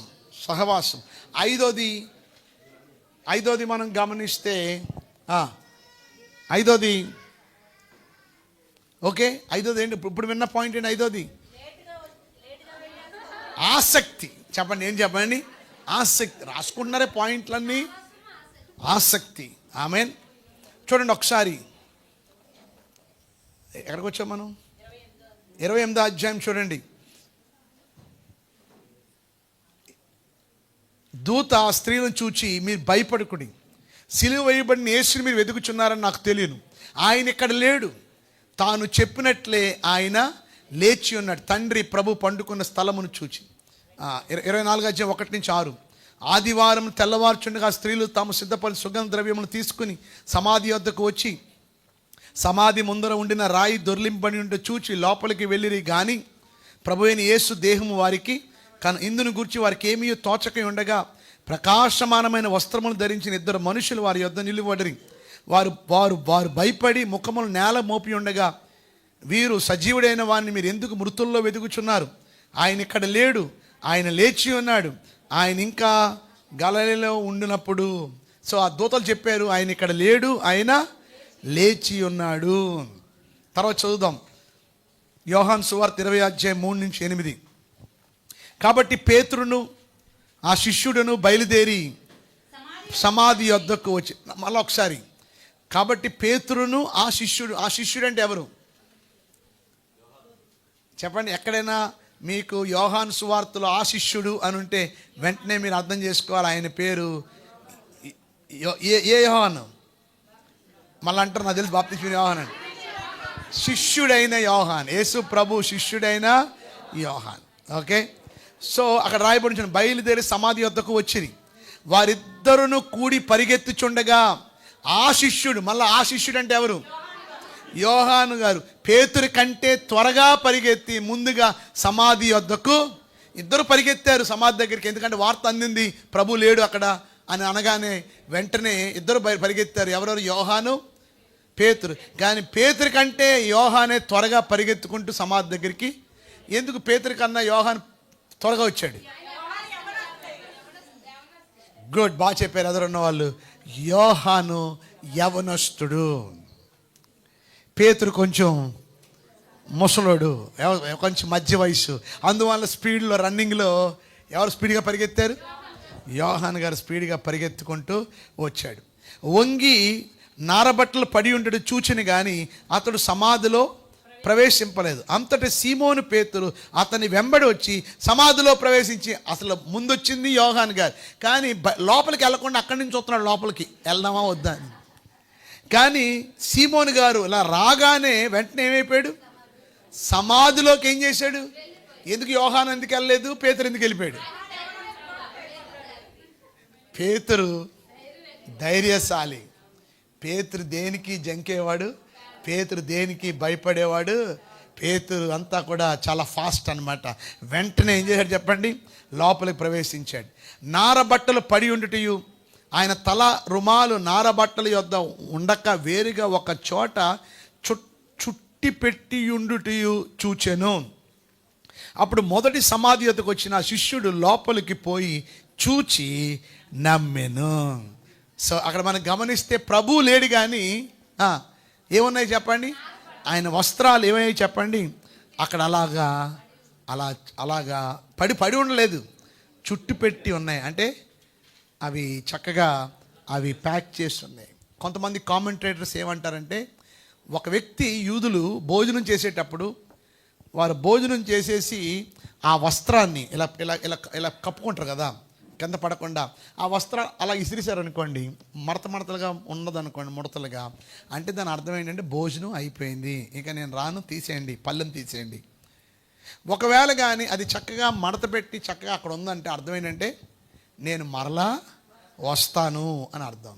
సో దీని అర్థం ఏంటంటే యేసు ప్రభు వారి యొక్క వస్త్రాలు అలాగా చుట్టు పెట్టి ఉన్నాయంటే దాని అర్థం నేను మరలా తిరిగి వస్తాను అనడానికి సాదృశ్యంగా ఉంది. గట్టిగా చేపట్టలు కొట్టండి. సరే, నేను కొంచెం స్పీడ్గా వెళ్తాను. మొదటిది, ఈరోజు ఈ పునరుద్ధాన దినము నాడు యేసు ప్రభు వారు ఎంతమందికి అగ్గపడ్డారు? ఈరోజు యేసు ప్రభు వారు ఎంతమందికి అగ్గపడ్డారు తిరిగి లేచిన తర్వాత? ఈరోజు 5 సార్లు యేసు ప్రభు వారు కనపడ్డారు. రాసుకోండి, ఎన్నిసార్లు? 5 సార్లు యేసు ప్రభు తిరిగి లేచిన తర్వాత 5 సార్లు యేసు ప్రభు వారు కనపడ్డారు ఈ ఆదివారం రోజు. అందులో మొదటిసారి కనపడింది ఎవరికి అంటే మగ్దలేని మరియకు. గట్టిగా చప్పట్లు కొట్టండి. ఎవరికి చెప్పండి? మగ్దలేని మరియకు. యోహాను సువార్త 20:11-16. అయితే మరియా సమాధి బయట నిలిచి ఏడ్చుచుండెను. ఏం చేస్తుంది చెప్పండి? ఎందుకు ఏడుస్తుంది? ఎవరో నా ప్రభు శరీరాన్ని ఎత్తుకుపోయారని ఆమె ఏడ్చుచు సమాధిలో వంగి చూడగా, నేను చదువుతాను చూడండి. తెల్లని వస్త్రములు ధరించిన 2 దేవదూతలు యేసు దేహం ఉంచబడిన స్థలములో తలవైపున ఒకడును కాలవైపున ఒకడును కూర్చుండుట కనపడింది. వారు, అమ్మా ఎందుకు ఏడ్చున్నావు అని ఆమెను అడుగ్గా, ఆమె నా ప్రభువుని ఎవరో ఎత్తుకుని పోయిరి, ఆయన ఎక్కడ ఉంచిరో నాకు తెలియలేదని చెప్పాను. ఆమె ఈ మాట చెప్పి వెనుక తట్టు తిరిగి యేసు నిలిచి ఉండుట చూచెను, కానీ ఆయన యేసు అని గుర్తుపట్టలేదు. యేసు, అమ్మా ఎందుకు ఏడ్చున్నావు, ఎవరిని వెతుకుచున్నావు అని ఆమెను అడుగ్గా, ఆమె ఆయన తోటమాల అనుకుని, అయ్యా తోటమాలనైనా ఆమె ఏమంటుంది? అయ్యా అంటే సార్. ఏమని పిలుస్తుంది చెప్పండి? ఎంత గౌరవంగా పిలుస్తుంది చూడండి. సార్, నీవు ఆయనను మోసుకొని పోయిన ఎడల ఆయన ఎక్కడ ఉంచుతావో నాతో చెప్పము, నేను ఆయనను ఎత్తుకొని పోదునని చెప్పాను. గట్టిగా చప్పట్లు కొట్టండి. నువ్వు ఎక్కడ ఉంచావో చెప్పు, నేను వచ్చి ఏం చేస్తాను? నేను ఎత్తుకొని పోతాను. యేసు ఆమెను చూచి మరియా అని పిలిచాను. ఆమె ఆయన వైపు తిరిగి ఆయనను ఎబ్రీ భాషతో రబూని అని పిలిచాను. ఆ మాటకు బోధకుడని. సో రాసుకోండి. మొదటిగా ప్రభు కనపడింది ఎవరికి? తల్లి అయిన మరియకు కాదు, పేతురుకి కాదు, యోహానికి కాదు, యాకోబుకి కాదు. ఎవరికి చెప్పండి? ఎందుకు కనపడాడు మగ్దలేని మరియకు? ఎస్, ఆమెకున్న ఆసక్తిని బట్టి, ఆమెకున్న ప్రేమను బట్టి, ఇంకా ఆమెకున్న విశ్వాసాన్ని బట్టి, ఇంకా చెప్పండి. ఇంకా మనం గమనిస్తే బైబిల్లో ఏమని రాయబడిందంటే చూడండి, 1 కొరింథీయులు 1:27 చదువుదాం. 1 కొరింథీయులు 1:27. ఏ శరీరయు దేవుని ఎదుట అతిశయింపకున్నట్లు జ్ఞానులను సిగ్గుపరచుటకు లోకములో నుండి వెర్రి వారిని దేవుడు ఏర్పరచుకొని ఉన్నాడు, బలవంతులైన వారిని సిగ్గుపరచుటకు లోకములో బలహీనులైన వారిని దేవుడు. ఈ మాట బట్టి మీకు ఏమర్థమైంది? యేసు ప్రభువు తిరిగి లేవగానే గనులకి కనపడలేదు. ఏమండి? బలహీనులు, సామాన్యులకి ప్రభు కనపడ్డాడు. గట్టిగా చేపట్లు కొట్టండి. మనం పెద్ద పెద్ద వాళ్ళకి కనపడాలని కోరుకుంటాం, కానీ యేసు ప్రభు వారు గొప్పవారి కాదు. అక్కడ రాయబడింది, జ్ఞానులను సిగ్గుపరచుటకు లోకములో నుండి వెర్రి వారిని దేవుడు. ఏమైనా విలువ, ఘనత, గొప్ప పేరు ప్రఖ్యాతులు ఉన్నా మగ్దలేని మరియా? చెప్పండి, ఎవరామె? అల్పురాలు, సామాన్యురాలు. కానీ దేవుడు ఆ సామాన్యురాలికి అంత గొప్ప ఆధిక్యతను దేవుడు ఇచ్చిన. కొడాలి గట్టిగా చేపట్ల. ఈరోజు నిన్ను నన్ను ఏర్పాటు చేసుకున్నాడంటే, ఈరోజు మనం ఆయన సన్నిధిలో మనం కూర్చుంటున్నాం అంటే మనం ఏదో గనులు అనో గొప్పవారు అనో కాదండి. అల్పులు, అయోగ్యులు, ఎందుకు పనికిరాని వారు మనలను దేవుడు ఎన్నుకున్నాడు. ఆయన సంఘంలో, ఆయన మందిరంలో కూర్చుని ఇంత శ్రేష్టమైన మాటలు మనం వింటున్నామంటే అది దేవుడు మన ఎడల ఆయన చూపిన ప్రేమ, ఆయన ప్రణాళికని బట్టి. గట్టిగా చప్పట్లు కొట్టండి.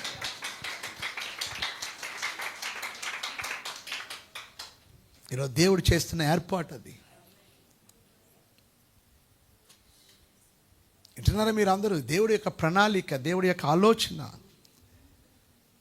ఇంకా మనం గమనిస్తే లూకా సువార్త 8:2 మనం గమనిస్తే ఆమె గురించి రాయబడింది, మగ్దలేని మరియా గురించి. 12 మంది శిష్యులను, అపవిత్రాత్మలను, వ్యాధులను పోగొట్టబడిన కొందరు స్త్రీలను, అనగా 7 దయ్యములు వదిలిపోయిన మగ్దలేనే అనబడిన మరియయు, ఏరోదు గృహ నిర్వాహకుడు కూజా భార్య యోహన్నయు, సూసన్నయు ఆయనతో కూడా. తర్వాత వచనం చదవండి. వీరును ఇతరుల అనేకులను తమకు కలిగిన ఆస్తితో. అమ్మా వింటున్నారు? ఈ పాయింట్ మీకు అర్థమవుతుందా? మీకు వీరికి కలిగిన ఆస్తితో ప్రభుకి ఏం చేశారట వారు? అంటే ఉపచారం అంటే, పరిచర్య అంటే భోజనాలు ఏర్పాటు చేశారు, ఫైనాన్షియల్గా సపోర్ట్ చేశారు. ఎవరు? మగ్దలేని మరియా, మరి కొంతమంది స్త్రీలు. యేసు ప్రభు వారు 5 రొట్టెలు 2 చేపలు 5,000 మంది పంచింది ఒకసారి. ఇంకొక సందర్భంలో 7,000 మందికి. అయితే వింటున్నారు మీరు అందరూ? మరి ప్రతిరోజు యేసయ్యకి భోజనం ఎక్కడిది? శిష్యులకి ఎక్కడే భోజనం? ఈ మగ్దలేని మరియా, మరి కొంతమంది స్త్రీలు వారు సిద్ధపరిచారట. వారు భోజనం సిద్ధపరిచారట, వారు తీసుకుని వచ్చారట. అయితే ఒక మాట వినండి, ఈమె ఎవరు? ఒకప్పుడు 7. ఈరోజు ఒకప్పుడు నువ్వు ఎవరు దేవుడికి అనవసరం. ఇప్పుడు నువ్వు ఎలా ఉన్నావు అనేది చాలా ముఖ్యం. ఒక మాట చెప్తాను, జాగ్రత్తగా వినండి. ఒక వ్యక్తి జీవితం ఆరంభం బాగుంది, అంతం బాగోలే. ఒకరిది ఆరంభం బాగోలేదు, అంతం బాగుంది. చెప్తారా ఎవరు?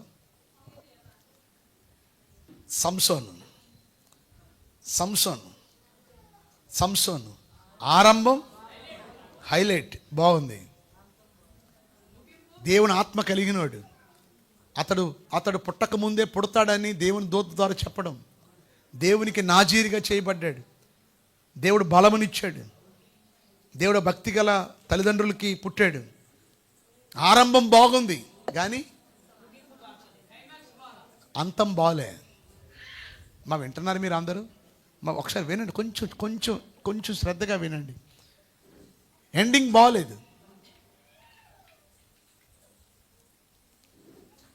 ఎందుకు ఎండింగ్ బాగలేదు?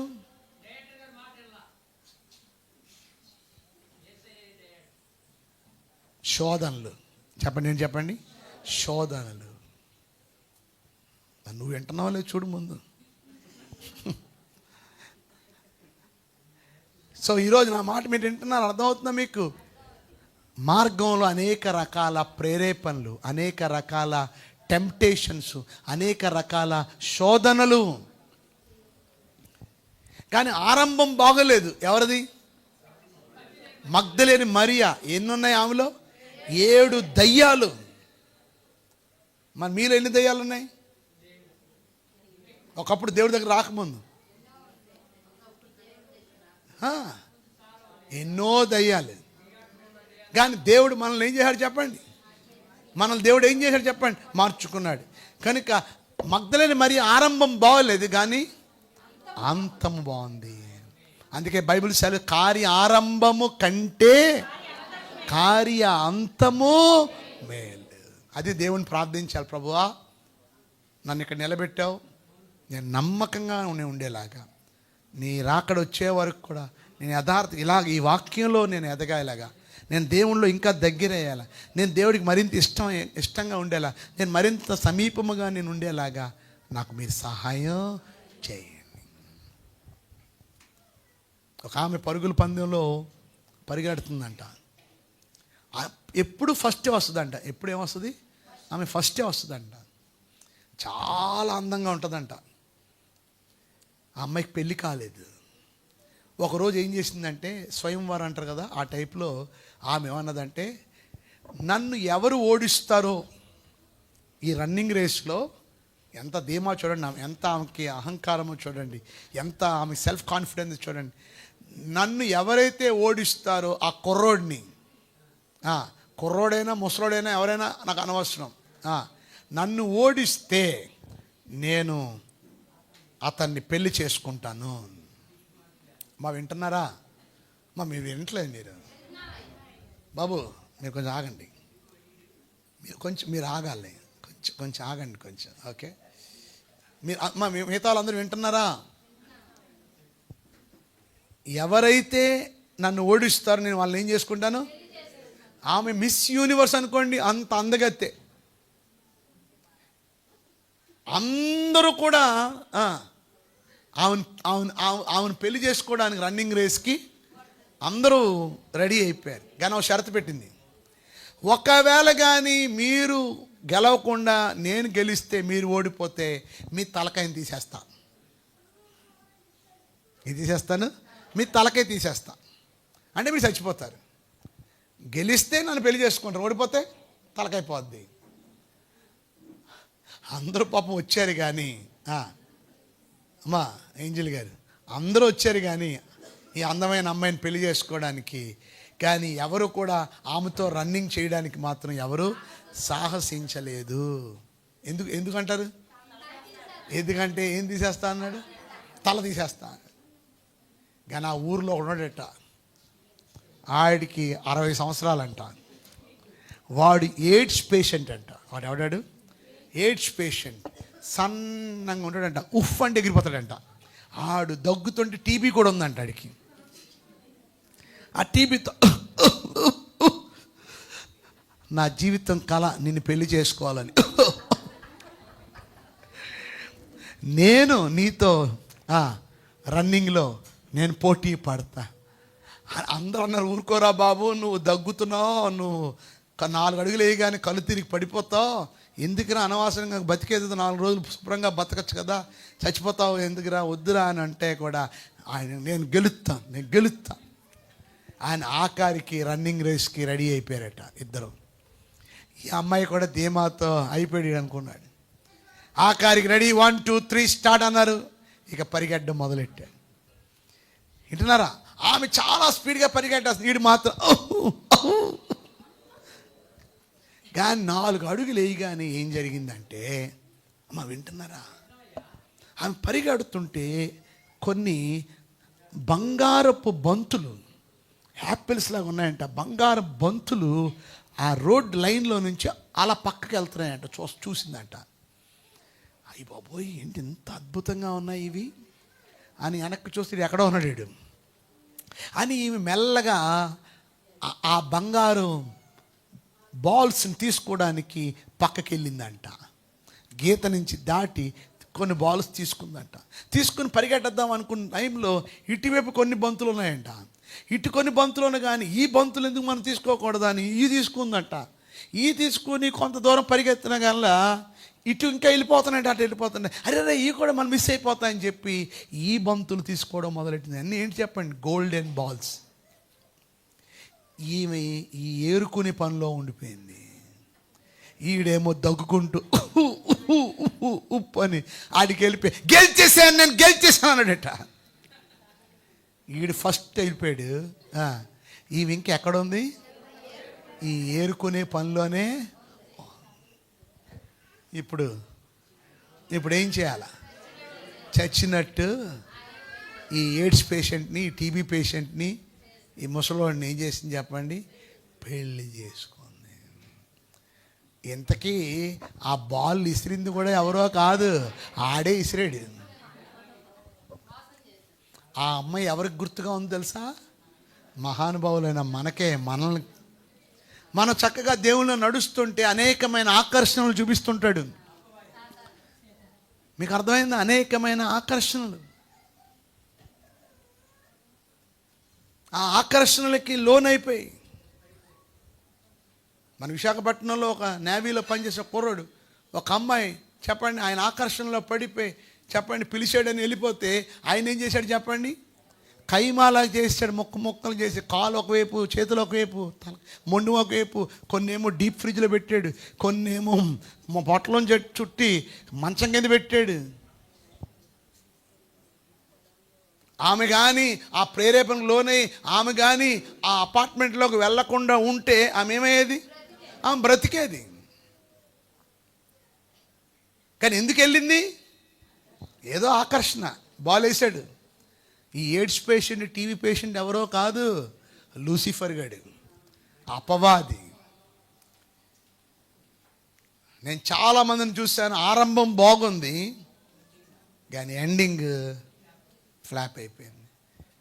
కానీ మగ్దలేని మరియా ఆరంభం బాగలేదు కానీ ఎండింగ్ ప్రభు కొరకు రోషం కలిగి ప్రభు కొరకు బ్రతికింది.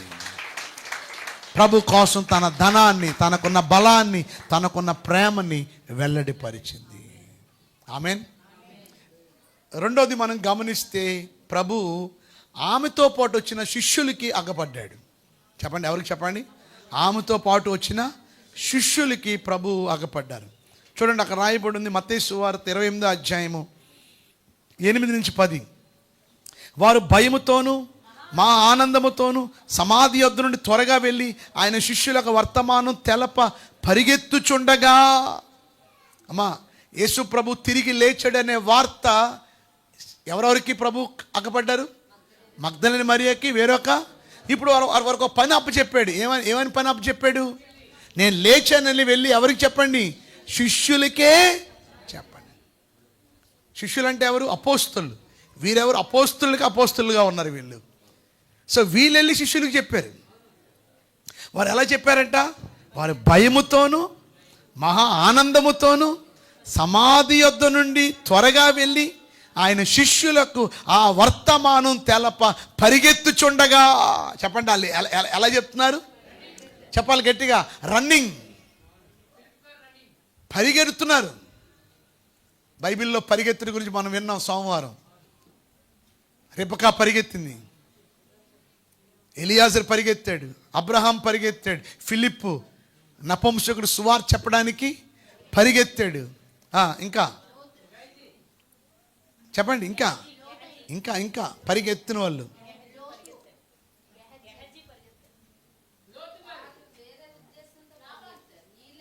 ఏమండి, ఇక్కడ స్త్రీలు పరిగెత్తారు కానీ గెహజీ డబ్బు కోసం పరిగెత్తాడు. ఈరోజు మనం పరుగులెడుతున్నామా? ఆయన గురించి తెలియపరచడానికి మనం పరుగులెడుతున్నామా?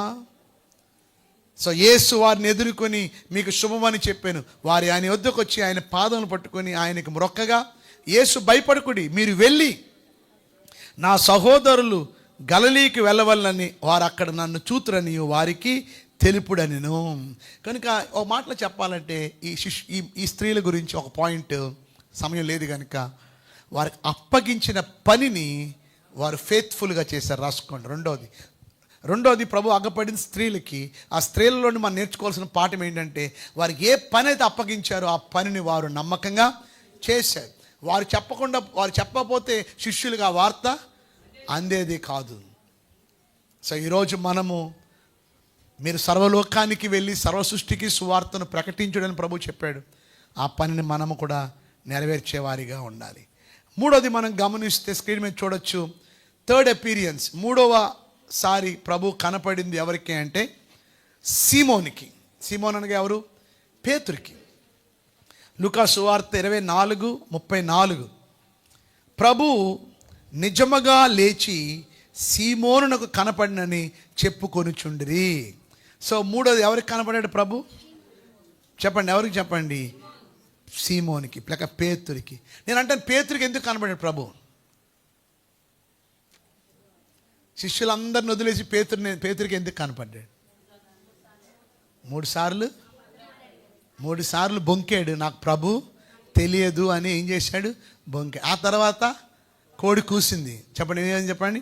కోడి. చదువుతారా మాట? 26:75 మత్తయి సువార్త 26:75 కనుక కోడి కుయ్యక మునుపు నీవు నన్ను ఎరగనని ముమ్మారు చెప్పెదవని యేసు తనతో అనిన మాట పేతురు జ్ఞాపకము తెచ్చుకుని వెలుపలికి పోయి సంతాపపడి ఏడ్చాడు. శుక్రవారం అంతా ఏడ్చాడు. నేను అనుకుంటా శనివారం కూడా ఏడ్చి ఉంటాడు. ఏమండి? అందుకే ప్రభు వెంటనే దగ్గరికి వెళ్ళి, ఇంకా ఏడొద్దు, ఇంక నువ్వు ఏడొద్దు, ఏడ్చింది ఇంకా చాలు, నువ్వు పశ్చాత్తాపడ్డావు ఇక చాలు అని ప్రభు ఏం చేశాడు? దేవుడు, నీకు చాలా పని ఉంది, ఇంకా నువ్వు ఏడుస్తూ కూర్చుంటే కాదు, ఇంకా నీకు చాలా పని ఉంది, నేను నిన్ను వాడుకోబోతున్నాను అని దేవుడు ఉత్తేజపరిచాడు, బలపరిచాడు. అందుకే పేతురు పునరుద్ధానానికి ముందు ఒకలాగా ఉన్నాడు, పునరుద్ధానం తర్వాత మరొకలాగా మారిపోయాడు. కొడాలి చెప్ప. ఈరోజు ఇక్కడ ఉన్న యవనస్తులకు చెప్తున్నాను, యవనస్తురాణులు చెప్తున్నాను, స్త్రీలు పురుషులకి, ఈరోజు ఏ రోజు అండి? ఈరోజు మిమ్మల్ని అడిగేది, ఈ రోజు నుండి మీ లైఫ్ నిన్నటి వారిలాగా ఉండకూడదు, మీ లైఫ్ మారిపోవాలి. అలా మారాలని కోరుకున్న వాళ్ళు చప్పట్లు కొట్టండి. అంటే దాని అర్థం ఏంటంటే నిన్నట్లాగా ఉండకూడదు, మనం ఇంకా దేవుడి కోసం ఎలా ఉండాలా? ఇంతవరకు భయపడిన పేతురు ధైర్యాన్ని మనం చూస్తాం. పేతురు అవన్నీ ఇక్కడ టైప్ చేయలేదు, బట్ ఆయన ధైర్యంతో ప్రకటించాడు, ధైర్యంతో బోధించాడు. Is not like before, is something different.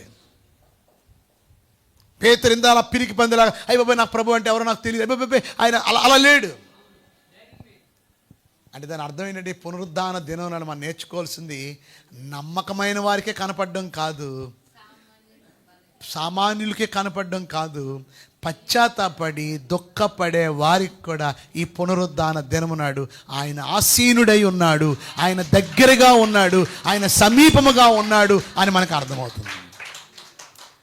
పొరపాట్లు అందరూ చేస్తాం, తప్పులు అందరం చేస్తాం, మానవ నైజం మనం. కానీ మనం ఆయన వైపుకి తిరగడం అనేది చాలా ముఖ్యం. పేతురు తప్పు చేశాడు, పేతురు పాపం చేశాడు, పేతురు ప్రభువుని దుఃఖపెట్టాడు, ప్రభువుని బాధ పెట్టాడు. నేను ప్రభువుని దుఃఖపెట్టలేదని చేయొద్దన్నా ఎత్తలేరు మీరు. చాలాసార్లు ప్రభువుని దుఃఖపెట్టాం, ఆయాసపరిచాం, బాధ పెట్టాం, కానీ పశ్చాత్తాపడుతున్నారు మీరు? పేతురు లాంటి పశ్చాత్తాపం మనలో ఉందా? పేతురు లాంటి కన్ఫెషన్ మనలో ఉందా? పేతురు లాంటి ఆ మారు మనసు మనలో ఉందా? కొంతమంది చాలా బండలాంటి హృదయాలు ఉంటాయి, కొంతమందికి కరగని హృదయాలు. అలా ఉండొద్దు. పేతురులాగా సాఫ్ట్గా ఉండండి. పశ్చాత్తాపడ్డం, తప్పు తెలుసుకొని దేవుడి వైపుకి తిరగడం, అలా తిరిగితే నిన్ను దేవుడు వాడుకోవడానికి సిద్ధంగా ఉన్నాడు. 4వది, 5 చెప్తాను, ఇప్పుడు 4వది వచ్చాం.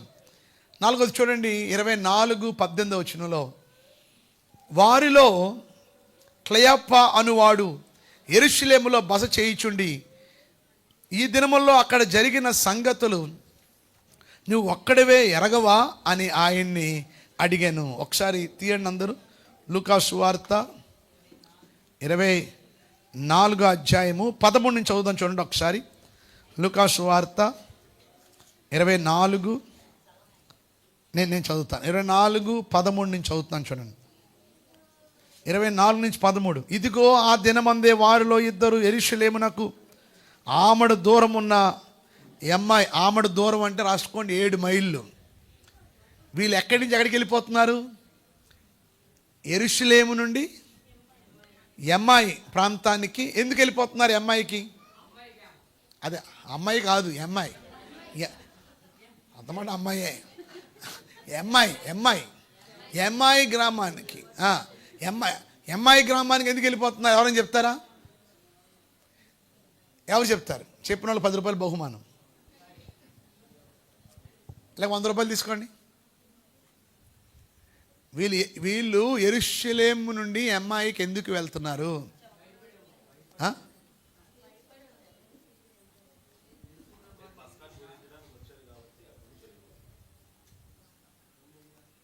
కొంచెం దగ్గరికి వచ్చారు, వాళ్ళు దాక్కోవడానికి వెళ్ళిపోతున్నారు.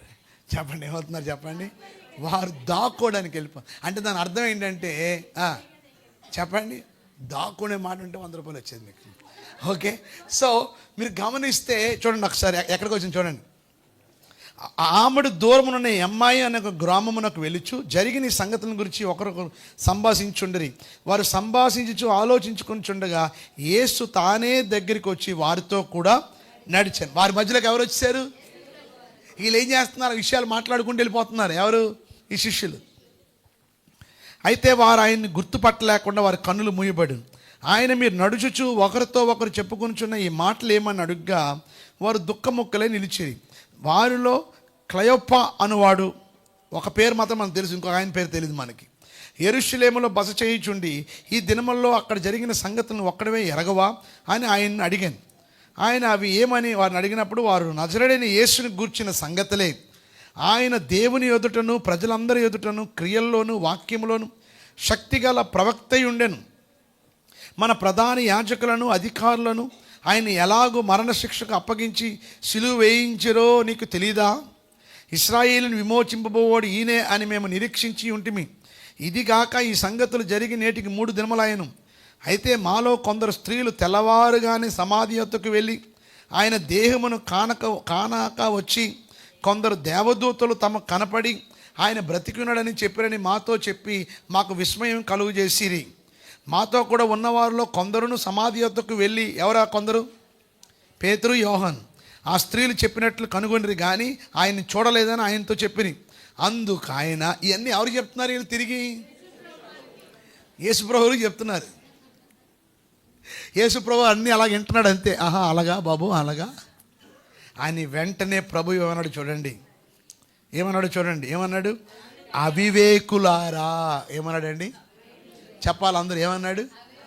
అవివేకులారా, బుద్ధి లేనోలా, జ్ఞానం లేని వారులారా, అవివేకులారా, ప్రవక్తలు చెప్పిన మాటలన్నిటిని నమ్మని మందమతులారా, క్రీస్తు ఇలా శ్రమపడి తన మహిమలో ప్రవేశించుట అగత్యము కాదా అని వారితో చెప్పి మోషేయు సమస్త ప్రవక్తలలో మొదలుకొని లేఖనములన్నిటిలో తన గురించి వచనముల భావం వారికి తెలిపాను. ఇంతలో తాము వెలుచున్న గ్రామం దగ్గరికి వచ్చినప్పుడు ఆయన ఇంకా కొంత దూరం వెళ్ళినట్టు అగపడగా వారు సాయంకాలం కావచ్చిన బ్రొద్దుకృంకినది మాతో కూడా ఉండమని చెప్పి ఆయన బలవంతము చేసిరి గనుక ఆయన వారితో కూడా ఉంటకు లోపలికి ఆయన వారితో కూడా భోజనమును కూర్చున్నప్పుడు ఒక రొట్టెని పట్టుకొని స్తోత్రము చేసి దాన్ని విరిచి వారికి పంచిపెట్టగా వారి కన్నులు తెరవబడి ఆయనను గుర్తుపట్టిరి. అంతటా వారికి అదృశ్యుడైన. అప్పుడు వారు ఆయన త్రోవలో మనతో మాట్లాడుచు లేఖనములను మనం బోధపరుచున్నప్పుడు మన హృదయం మనలో మండుచుండలేదా అని ఆయన ఒకరితో ఒకడు చెప్పుకొనిరి. ఆ గడియలోని వారు లేచి యెరూషలేమునకు తిరిగి వెళ్ళగా 11 శిష్యులు వారితో కూడా ఉన్నవారును కూడి వచ్చి ప్రభువు నిజముగా లేచి సీమోను కనపడినని చెప్పుకొని చుండ్రి. వారు అది విని త్రోవలో జరిగిన సంగతులను ఆయన రొట్టె విరిచడం వలన తమకు ఎలాగో తెలియబడినో అది తెలియజేసిరి. అర్థమైందా మీకు? నేను చదువుతుంటే మీరు మీ మాటల్లో మీరున్నారు. చదువుతున్నప్పుడు పెన్ను కాగితం పెట్టుకుని అలా చూసుకుంటూ వెళ్ళాలి. జీవం గల దేవుని మాటలు. ప్రభు అన్నాడు, నేను ఆల్రెడీ చెప్పాను కదా 3వ దినం తిరిగి లేస్తానని. ప్రవక్తలు చెప్పారుగా. అంటే వారు విన్నారు కానీ ఏం చేశారు? వారు మర్చిపోయారు. కానీ ప్రభు వారిని బలపరిచాడు. సో మరలా తిరిగి ఏం చేశారు వారు? పాయింట్. మరలా తిరిగి ఏం చేశారు వారు? మరలా ఎందుకు వెళ్ళారు? దేవుడు వారికి మరలా ఏమి ఇచ్చాడు? దేవుడు వారికి శక్తినిచ్చాడు, వారికి బలం ఇచ్చాడు, వారికి ధైర్యాన్ని ఇచ్చాడు. ఇక మన దేనికి భయపడవలసిన అవసరం లేదని వెళ్ళి విషయాన్ని మరలా ఏం చేశారు? అంటే పునరుద్ధానుడైన యేసుని కలవగానే వారి జీవితాలు ఇంతకు ముందులాగా వారి జీవితాలు లేవు. సో ఈ విషయాన్ని తీసుకెళ్ళి మరలా ఎవరికి చెప్పారు? శిష్యులకి. ఇది 4వది. ఇక చివరిది, ఆఖరిది, లూకా సువార్త 24వ అధ్యాయము 36 నుంచి 49. 24వ అధ్యాయము 36 నుంచి 49. వారు ఇలాగూ మాట్లాడుచుండగా ఆయన వారి మధ్య నిలిచి, మీకు సమాధానమవును గాక అని వారితో అనెను. అయితే వారు దిగులు పడి భయక్రాంతులై భూతము తమ కనపడినని తలంచిరి. అప్పుడు ఆయన, మీరు ఎందుకు కలవరపడుచున్నారు? మీ హృదయములో సందేహములు పుట్టినేలా? నేనే ఆయన అనుటకు నా చేతులను నా పాదములను చూడుడి, నన్ను పట్టి చూడుడి. నాకున్నట్టుగా మీరు చూచుచున్న ఎముకలను మాంసమును భూతము కొండవని చెప్పి తన చేతులను పాదములను వారికి. అయితే వారు సంతోషము చేత ఇంకను నమ్మక ఆశ్చర్యపడుచుండగా ఆయన, ఇక్కడ మీ వద్ద ఏమైనా ఆహారము కలదా అని వారిని అడిగాను. వారు కాల్చిన చేప ముక్కను ఆయనకి ఇచ్చిరి. ఆయన దాన్ని తీసుకుని వారి ఎదుట భుజించను. అంతటా ఆయన, మోషే ధర్మశాస్త్రములోను ప్రవక్తల్లోను గ్రంథములోను కీర్తనలో నన్ను గురించి రాయబడినవన్నీ నెరవేరవలనని నేను మీ వద్ద ఉన్నప్పుడు మీతో చెప్పిన మాటలు నెరవేరినని వారితో. అప్పుడు వారి లేఖనములు గ్రహించినట్లుగా ఆయన వారి మనస్సును తెరిచి, క్రీస్తు శ్రమపడి 3వ దినమున మృతుల్లో లేచినని యెరూషలేము మొదలుకొని సమస్త జనముల్లో ఆయన పేరట మారు మనసును పాప క్షమాపణను ప్రకటింపబడినని రాయబడి ఉన్నది. ఈ సంగతులకు మీరే సాక్షులు. సో 5వది, చివరికి ఎవరికి కనపడ్డాడు ఆయన? 12 మందికి కాదు, 11 మందికి కాదు, 10 మందికి. అక్కడ ఎవరు లేరు చెప్పండి? 10. ఇప్పుడు చెప్పేయండి, మొదటగా ఎవరికి? 2 3 పేతురికి, 4 ఎంఐ గ్రామం 2 శిష్యులు, 5 ఈ 10 మంది శిష్యులతో ప్రభు కనపడగానే, అమ్మ ఒకసారి వినండి, మనం వెంటనే మన శిష్యులు నేనే యేసుప్రభు ప్లేస్లో అనుకోండి, శిష్యులు కనపడగానే నేనేం మాట్లాడతాను చెప్పండి? మీరైతే ఏం మాట్లాడదో చెప్పండి? మీరేం మాట్లాడరా? మహేష్ ఏం మాట్లాడతారు చెప్పండి?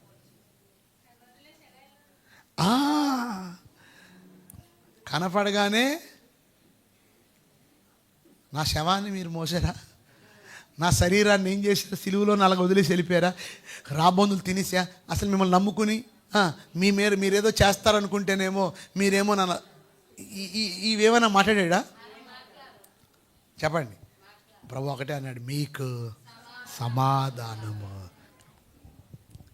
వారు ఏం చేశారో అవన్నీ కూడా ప్రభు మర్చిపోయాడు.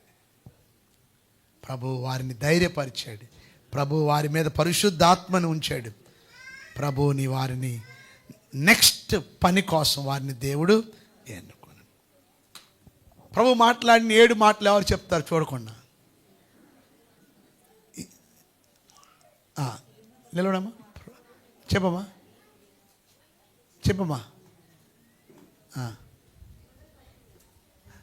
కూర్చో. నేనేమన్నాను? ప్రభు మాట్లాడిన మాటలు అన్నా, కానీ సిలువ మీద మాట్లాడలా. యేసు ప్రభు తిరిగి లేచిన తర్వాత 7 మాటలు మాట్లాడాడు. ఎవరు చెప్తారు? సిలువ మీద పలికిన 7 మాటలు అందరికి గుర్తే. మా సండే స్కూల్ టీచర్ అందరికి నేర్పించింది. మరి యేసు ప్రభు పునరుద్ధానుడైన తర్వాత పలికిన 7 మాటలు చెప్పండి. మొదటి మాట, అమ్మా ఎందుకు ఎవరిని వేధించు. సో రాసేసుకోండి పాయింట్లు, తర్వాత రాసుకోండి. యోహాన్ 20:15 మొదటి మాట, యోహాన్ 20:16 రెండవ మాట మరియా అని పిలిచాడు. 3వ మాట 20:17 ఏ సామెతో ఇంకా తండ్రి ఎక్కిపోలేదు కనుక నన్ను ముట్టుకున్నా వద్దు. 4వ మాట యూదులకు భయపడి అందరు శిష్యులు అందరూ ఎత్తున్నప్పుడు ప్రభు వారితో మాట్లాడి 20 అధ్యాయము 19 వచనం, మీకు సమాధానము కలుగును గాక. 5వ మాట, వారి మీద ఊది పరిశుద్ధాత్మను పొందుడి. 5వ మాట. 6వ మాట 23, మీరు ఎవరి పాపములు క్షమింతురో అవి వారికి క్షమింపబడును, ఎవరి పాపములు మీరు నిలిచి ఉండనిత్తురో అవి నిలిచి ఉండనని వారితో. ఇక చివరి మాట తోమాతో, నీ 7వ మాట, తర్వాత తోమాను చూసి నీ వ్రేలిడు చాచి నా చేతులు చూడుము, నీ చేయి చాచి నా ప్రక్కలో ఉంచి అవిశ్వాసివి కాక విశ్వాసవయుండు. ఒకసారి చూసుకోండి. ఒకసారి మొదటి మాట 20 అధ్యాయం 15 వచనం, 2వ మాట 20:16, 3వ మాట 20:17, 4వ మాట 20 అధ్యాయం 19, 21, 26, 3 కూడా ఒకటే మాట, సమాధానం కలుగును గాక. 5వ మాట 20 అధ్యాయం 22, వారి మీద ఊది పరిశుద్ధాత్మను పొందుడి. అది 5వ మాట. 6వది 20:23, 7వది నీ వ్రేలిటి చాచి నా చేతులు చూడుము, నీ చేయి చాచి నా ప్రక్కలో ఉంచి అవిశ్వాసవి కాక విశ్వాసవయుండు. 20 అధ్యాయం 27 మాటలు యేసు ప్రభు పునరుద్ధరణ అయింది. అది ఇవి కూడా నేర్పించిన తర్వాత. ఓకే, సో యేసు ప్రభు వారు పలికిన పునరుద్ధానుడైన 7 మాటలు చెప్దాం అనుకున్నాను. పునరుద్ధానం అంటే ఏంటో మీకు చెప్దాం అనుకున్నాను. వచ్చే వారం అవన్నీ మీకు చెప్తాను. పునరుద్ధానం గురించి మీతో చెప్తాను. వాక్యం అర్థమైన వాళ్ళందరూ గట్టిగా చేపట్లు కొట్టండి. ఈరోజు యేసు ప్రభు వారు ఒక మాటలో చెప్పాలంటే ఆయన సజీవుడు. ఆయన ఎవరు చెప్పండి? ఆయన నిన్న నేడు నిరంతరము ఏకరీతిగా ఉన్న దేవుడు. ఆమేన్. కానీ ఒక మాట చెప్తాను వినండి. శిష్యులు కానీ మిగతా వారు కానీ పునరుద్ధానానికి ముందు ఒకలా బ్రతికారు వారు. పునరుద్ధానం అయిన తర్వాత వారి ప్రవర్తనలో, వారి జీవితాల్లో చాలా పెను మార్పులు కలిగాయి. కనుక మనం కూడా ఈ రోజు నుండి ఒక డ్రాస్టిక్ చేంజ్ అనేది మనలో కనపడాలని ప్రభుపేట మీకు మనవి చేస్తున్నాం. కళ్ళు మూసుకోండి, చిన్న ప్రార్థన చేసుకుందాం. ప్రభువా, మీకు స్తోత్రాలు, మీకు వందనాలు చెల్లిస్తున్నాం. మాతో మీ వాక్యం ద్వారా సూటిగా మాట్లాడకండి. అందరూ మౌనంగా ఉండండి. అందరూ మౌనంగా ఉండాలి. ఎవ్వరూ అటు ఇటు కదలకండి. శ్రద్ధగా దేవుని మాటలను మీరు విన్నారు మంచి మనసుతో. అరిమితే యోసేపుని జ్ఞాపకం చేసుకున్నాం. బాధ్యత, నమ్మకత్వం, రెస్పాన్సిబిలిటీ, సమర్పణ మనం కలిగి ఉందాం. రెండవదిగా మనం గమనిస్తే మగ్దలేని మరియాలో ఉన్న ప్రేమ, మరియాలో ఉన్న సమర్పణ, మరియాలో ఉన్న దాతృత్వం, దేవుడి కోసం ఎంతైనా ఇవ్వడానికి, ఎంతైనా చేయడానికి ఖర్చు పెట్టే మనసు, సమర్పణ కలిగిన మనసు, అలాగే ఆ స్త్రీల్లో ఉన్న నమ్మకత్వం, అప్పగించిన పనిని నమ్మకంగా చేయడం. అలాగే పేతురు గారు కూడా పశ్చాత్తాపడ్డాడు. దేవుడు మరొక అవకాశాన్ని ఇచ్చాడు. ఈరోజు నువ్వు పశ్చాత్తాపడితే దేవుడు నిన్ను క్షమిస్తాడు. నీ మీద శిక్ష నీ మీద ఉంచాడు. దేవుడు క్షమించి నిన్ను వాడుకుంటాడు. ఎమ్మాయి గ్రామ ప్రజలు అవివేకులుగా ఉన్నారు, మందమతులుగా ఉన్నారు, లేఖనాలు మర్చిపోయారు. దేవుడు వారిని గద్దించాడు, వారిని సరిచేశాడు. యెరూషలేము నుండి అమ్మాయికి పారిపోతున్నారు, యెరూషలేము అమ్మాయికి దాక్కోవడానికి వెళ్ళిపోతున్నారు, భయపడిపోతున్నారు. కానీ వారు ఎప్పుడైతే పునరుద్ధాన దర్శనం వారికి దొరికిందో, మరలా వారి అమ్మాయి నుండి తిరిగి యెరూషలేముకు వెళ్ళడం ప్రారంభించారు. అంటే ప్రభు కోసం చనిపోవడానికైనా మేము సిద్ధమే, మేము అమ్మాయికి పారిపోం, మేము యెరూషలేముకి వెళ్తామని వారు వెళ్ళారు. అందరు నోరు లేప్పండి, దయచేసి ప్రార్థన చేసుకోండి, నిర్ణయించుకోండి. నామకార్థ క్రైస్తత్వం వదిలిపెడదాం. ఏదో వచ్చామా, ఈస్టర్కి వచ్చామా, వెళ్ళిపోయామా అనేది కాదు. ఇక చివరిది, 5వది, శిష్యులు నిరుత్సాహంతో ఉన్నారు. కానీ ప్రభు వారిని గద్దింపలేదు, వారు చేసిన దానికి వారిని ప్రశ్నించలేదు. కానీ మీకు సమాధానము కలుగును గాక అని చెప్పి వారిని బలపరిచి పరిశుద్ధాత్మను వారి మీద ఉంచారు. శిష్యులు ఇంతకుముందులా లేరు, ప్రభు కోసం రోషం కలిగి బ్రతికారు. మనము కూడా అట్టి రీతిగా మారాలని, పునరుద్ధానం నుండైనా మనలో చేంజ్, మనలో మార్పు రావాలని నిర్ణయించుకుందాం. ప్రభువా మీకు స్తోత్రాలు. Thank you lord. పునరుద్ధాన వర్తమానం ద్వారా నన్ను బలపరిచారు. ప్రత్యేక మీ కొరకు నేను రోషం కలిగి యథార్థంగా మీ యందు భయభక్తులు కలిగి జీవించే కృప దయచేయండి ప్రభువా, దయచేయండి. ఈ 5 పునరుద్ధాన దర్శనాలు మా జీవితాల్లో మేలుకరంగా ఆశీర్వాదకరంగా ఉంచమని యేసు నామములో వేడుకొంచున్నాం తండ్రి. లైవ్ ఉంచండి. అందరూ గట్టిగా చప్పట్లు కొడదాం. మనం యోగ్యమైన రీతిలో ప్రభు బలలో పాల్పొమ్ము పొందుదాం. కానీ ప్రభు బలలో పాల్పొమ్ము పొందక ముందు మన బిడ్డలు, సండే స్కూల్ పిల్లలు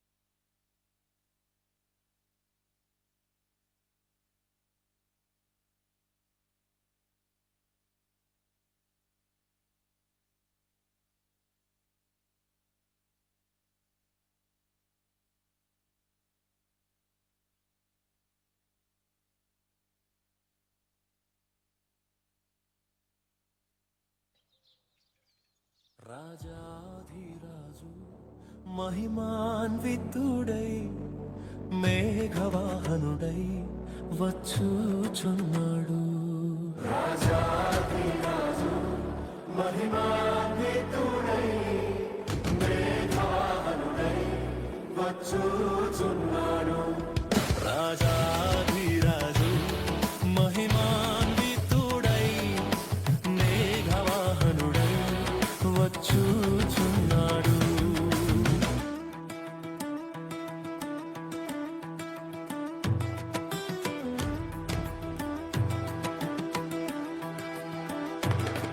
ప్రాణప్రియుని స్వర్ణముఖము తేజోమయుని చూడబోదుము. ప్రాణప్రియుని స్వర్ణముఖము తేజోమయుని చూడబోదుము. తేజోమయుని చూడబోదుము. రాజాధిరాజు మహిమాన్వితుడై మేఘవాహనుడై వచ్చుచున్నాడు.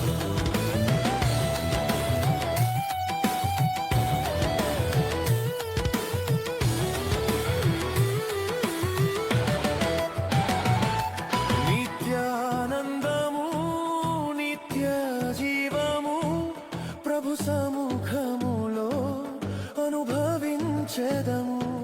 నిత్యానందము నిత్య జీవము ప్రభు సముఖములో అనుభవించెదము. ప్రభు సముఖములో అనుభవించెదము. రాజాధిరాజు మహిమాన్వితుడై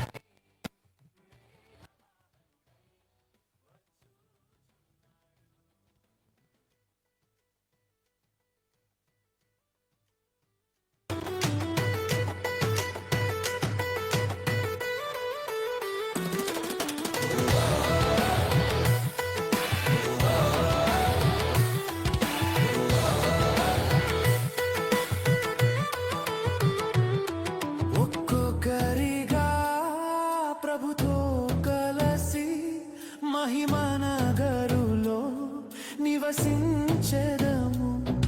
ఒక్కొక్కరిగా ప్రభుతో కలసి మహిమనగరులో నివసించెదము.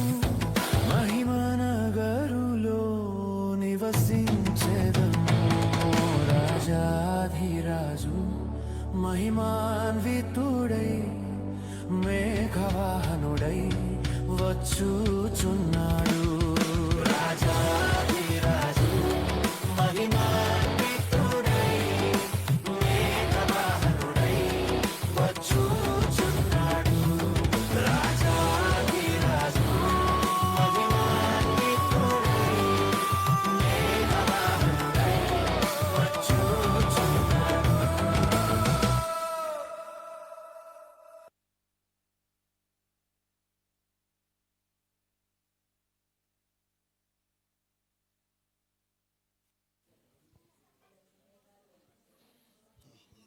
గట్టిగా చప్పట్లు కొడదాం.